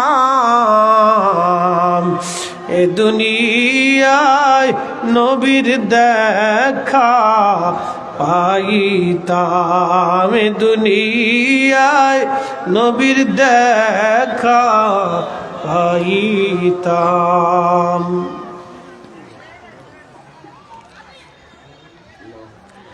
হযরত বেলাল সুদূর সিরিয়া থেকে দৌড়াইয়া মদিনাতুল মুনাওয়ারায় আসছে। রওজা শরীফের পুরাটা তখন কাঠের জালি মুবারক দিয়ে ঘিরে রাখা ছিল। ওই জালি মুবারকের সঙ্গে মাথা ঠেকিয়ে বেলাল বসে বসে কাঁদতেছিলেন তাহাজ্জুদের সময়। কেঁদে কেঁদে বললেন, হুজুর, গোলামকে আসতে বলেছিলেন, গোলাম হাজির হয়ে গেছে। হুজুর,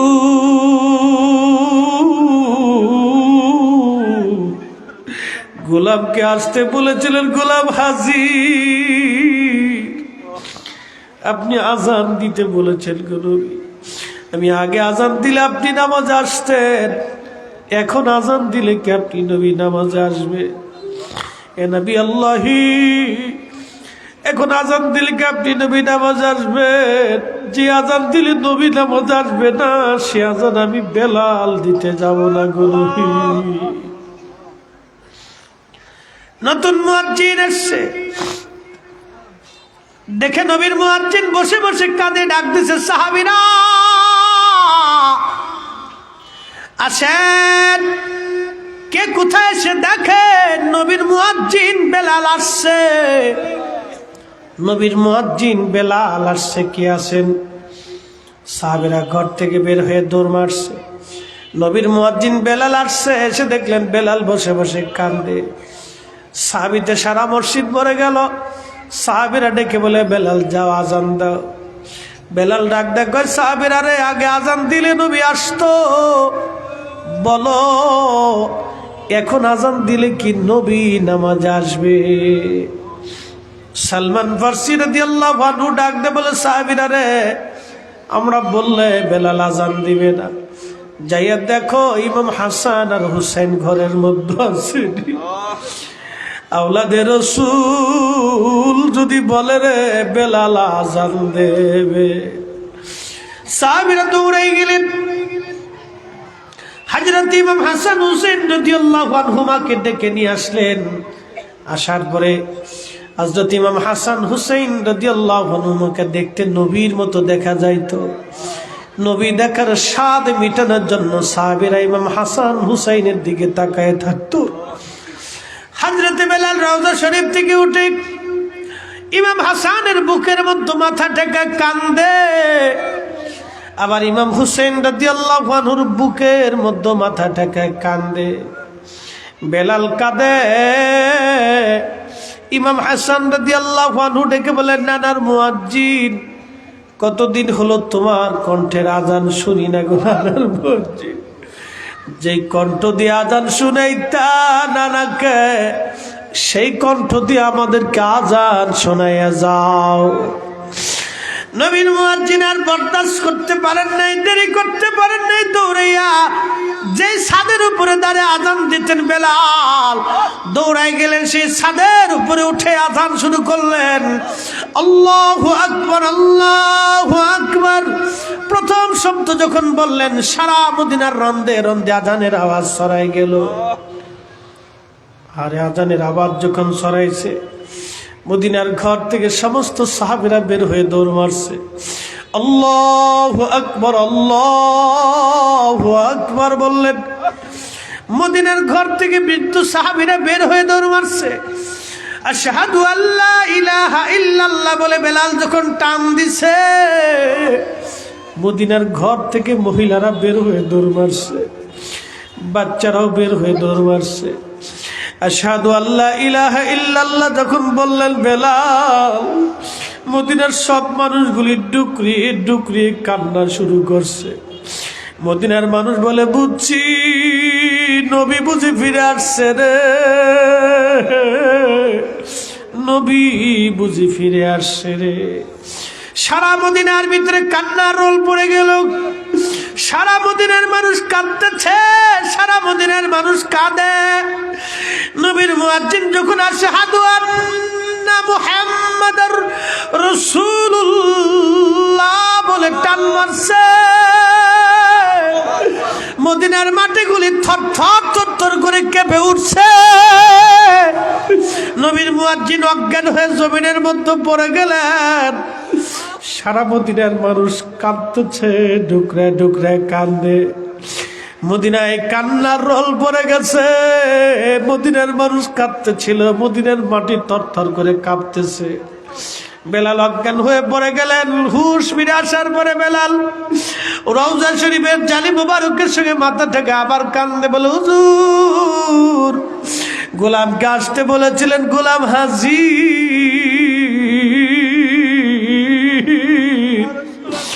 গোলামকে আজান দিতে বলেছিলেন, আমি আজান দিছি, কিন্তু আপনি নবী নামাজে আসেন নাই। ইয়া রাসূলুল্লাহ, যে আজান দিলে নবী আসবে না, সেই আজান আমি বেলাল আর কোনোদিন দিব না গো নবীজি। এরপরে বেলাল আর কোনোদিন তিনি আজান দেন নাই, কোনোদিন আর তিনি আজান দেন নাই, কোনোদিন আর তিনি আজান দেন নাই, কোনোদিন আর তিনি আজান দেন নাই। হযরতে বেলাল চলে গেলেন। বিরহ বেদনা সহ্য করতে না পেরে কেঁদে কেঁদে জীবন পার করে বেলাল নবীর দেশে চলে গেলেন। আহা, একজন সাহাবীর কলিজার ভিতরে কেমন প্রেম! নবী বিরহ বেদনা সহ্য করতে পারেন নাই। এজন্য আল্লাহ বলছেন, হাবিব উম্মতকে বলেন, কেউ যদি আমাকে ভালোবাসে সেজন্য আপনি নবীকেই ভালোবাসে। আপনি নবীকে কেউ যদি ভালোবাসে, আমি আল্লাহ তাকে ভালোবাসবো, আমি আল্লাহ তাকে ভালোবাসবো, আমি আল্লাহ তাকে ভালোবাসবো। নবী ভালোবাসার জন্যে হযরতে হানজালাকে গসলুল মালায়েকা আল্লাহ বানাই দিয়েছিলেন। নবী ভালোবাসার জন্য হযরতে হানজালাকে আল্লাহ গসলুল মালায়েকা বানিয়েছিলেন। নবী ভালোবাসার জন্য গসলুল মালায়েকা বানায়া ফেরেশতা দিয়ে হাউজে কাউসারের পানি দিয়ে তাকে গোসল করানো হয়েছিল। একবার আওয়াজ তুলে জোরে বলা যাবে কি আল্লাহু আকবার? হ্যাঁ, আরো জোরে বলেন না ইয়া রাসূলুল্লাহ। তাহলে বলেন, আমরা নবীর পক্ষে আসি না নাই? পৃথিবীর সমস্ত মানুষ যদি আলাদা হয়ে যায়, আমাদের জীবনও যদি চলে যায়, আমরা রাসূলের পক্ষে লড়াই করেই যাব। কথা বলেন ঠিক না বেঠিক?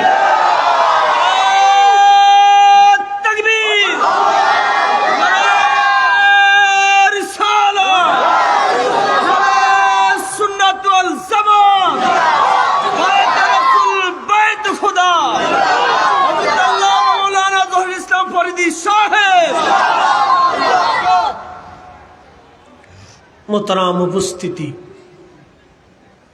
রাসূল করিমের মহব্বত ছাড়া উম্মতের দ্বিতীয় আর কোনো ব্যবস্থা, প্রেসক্রিপশন, এই প্রেসক্রিপশন কি আমাদের না আল্লাহর? আপনি নবীর প্রত্যেকজন সাহাবীর দিকে একটু তাকান তো। আল্লাহর জমিনের নিচে যত ওলিরা মাটির নিচে ঘুমিয়ে গেছে, তাদের জীবনের দিকে তাকান তো। মদিনার 4 ইমাম, পৃথিবীর 4 আলেমের এক আলেম। অ্যাটেনশন প্লিজ, আমার ওয়াজ শেষ, 1 মিনিট, উঠবেন না। পৃথিবীর 4 আলেমের এক আলেম, যাদের নাম মসজিদে নববীতে সাহাবায়ে কেরামের নামের পরে রাদিয়াল্লাহু তাআলা আনহু সহ লিখে রাখা হয়েছে। ইমাম আবু হানিফা, ইমাম মালিক, ইমাম শাফিঈ, ইমাম আহমদ ইবনে হাম্বল রিদওয়ানুল্লাহি আলাইহিম আজমাইন। এই 4 জনের উপরে নামের সাথে রাদিয়াল্লাহু তাআলা লেখছেন। আমি লিখিনি, মসজিদে নববীর ভিতরে লেখা। আমি নিজে ছবি তুলে আনছি, ভিডিও করে আনছি, মনোযোগ দিয়ে। এই 4 আলেমের এক আলেম ইমাম মালিক ইবনে আনাস। ইমাম মালিক 80 বছর ধরে মদিনার ভিতরে কাটাইলেন, একটা সময়ের জন্য কোনদিন জুতা পায়ে দেন নাই। ভাই একসাথে বলবেন কি আল্লাহু আকবার? তার এই প্রেমের জন্য আল্লাহর রাসূল তাকে 1 বার না 2 বার না, স্বপ্নে 100 বার দেখা দিয়েছেন। 100 বার এসে তার সাথে কথা বলেছেন। কে আসতে হবে সুবহানাল্লাহ, আরো জোরে। 80 বছরের জীবনে একটা মানুষ রাসূলের কদমের কতটা গোলামি করলে জীবনে জুতাই পাই দিলেন। তো কত বড় ইমাম, পৃথিবীর 4 আলেমের এক আলেম, পৃথিবীর 4 আলেম, মুস্তাহিদ তবকার প্রথম 4 ফকিদের এক ফকি, 4 আলেমের এক আলেম, সারা দুনিয়ার 4 আলেমের এক আলেম, যাদেরকে যদি বিতর্কিত করেন তো ইসলাম বিতর্কিত হবে, যাদের নামের সাথে যদি কোনো খারাপ শব্দ ব্যবহার করেন তো ইসলামের কলঙ্ক এসে যাবে। সেই 4 আলেমের এক আলেম মদিনাতে কোনোদিন জুতাই পা দেন নাই। শুনলে আরো খুশি হবেন। আমাদের মাযহাবের ইমাম ইমাম আবু হানিফা রাহমাতুল্লাহি আলাইহি, তিনি কুফাতে থাকতেন। কুফা থেকে হজ করে উমরা আদায় করে মদিনাতে যাওয়ার পরে ইমাম মালিক এবং ইমাম আবু হানিফার সমসাময়িক ইমাম ছিলেন। ইমাম মালিক মদিনাতে, হযরত ইমাম আবু হানিফা 7 দিন পরে মদিনার থেকে বলতেছে, মালিক আমাকে বিদায় দাও, তোমার মদিনাতে আর থাকার সুযোগ আমার নাই। ইমাম মালিক জিজ্ঞেস করলেন, নুমান বিন সাবিত, ইমাম আবু হানিফা, পৃথিবীর কত মানুষ এই মদিনাতে থাকার জন্য বাসনা করে, আর আপনার মতো আশিকে খুদা, আশিকে রসুল মদিনার থেকে চলে যেতে চান, কারণ কি? ইমাম আবু হানিফা রাহমাতুল্লাহি আলাইহি, আমাদের মাযহাবের ইমাম, তিনি বলেছিলেন, মালিক আমি তো একজন মানুষ, বলো আমার তো বেঁচে থাকতে হবে, এখানে থাকলে তো আমি মরে যাব। ইমাম মালিক বললেন, মরে যাবেন? মদিনাতে থাকলে কি কেউ মরে যেতে চায়? বলে, শোনো হে, আজকে 7 দিন হলো আমি পায়খানা প্রস্রাব কিছুই করি না, খাওয়া দাওয়া করি না,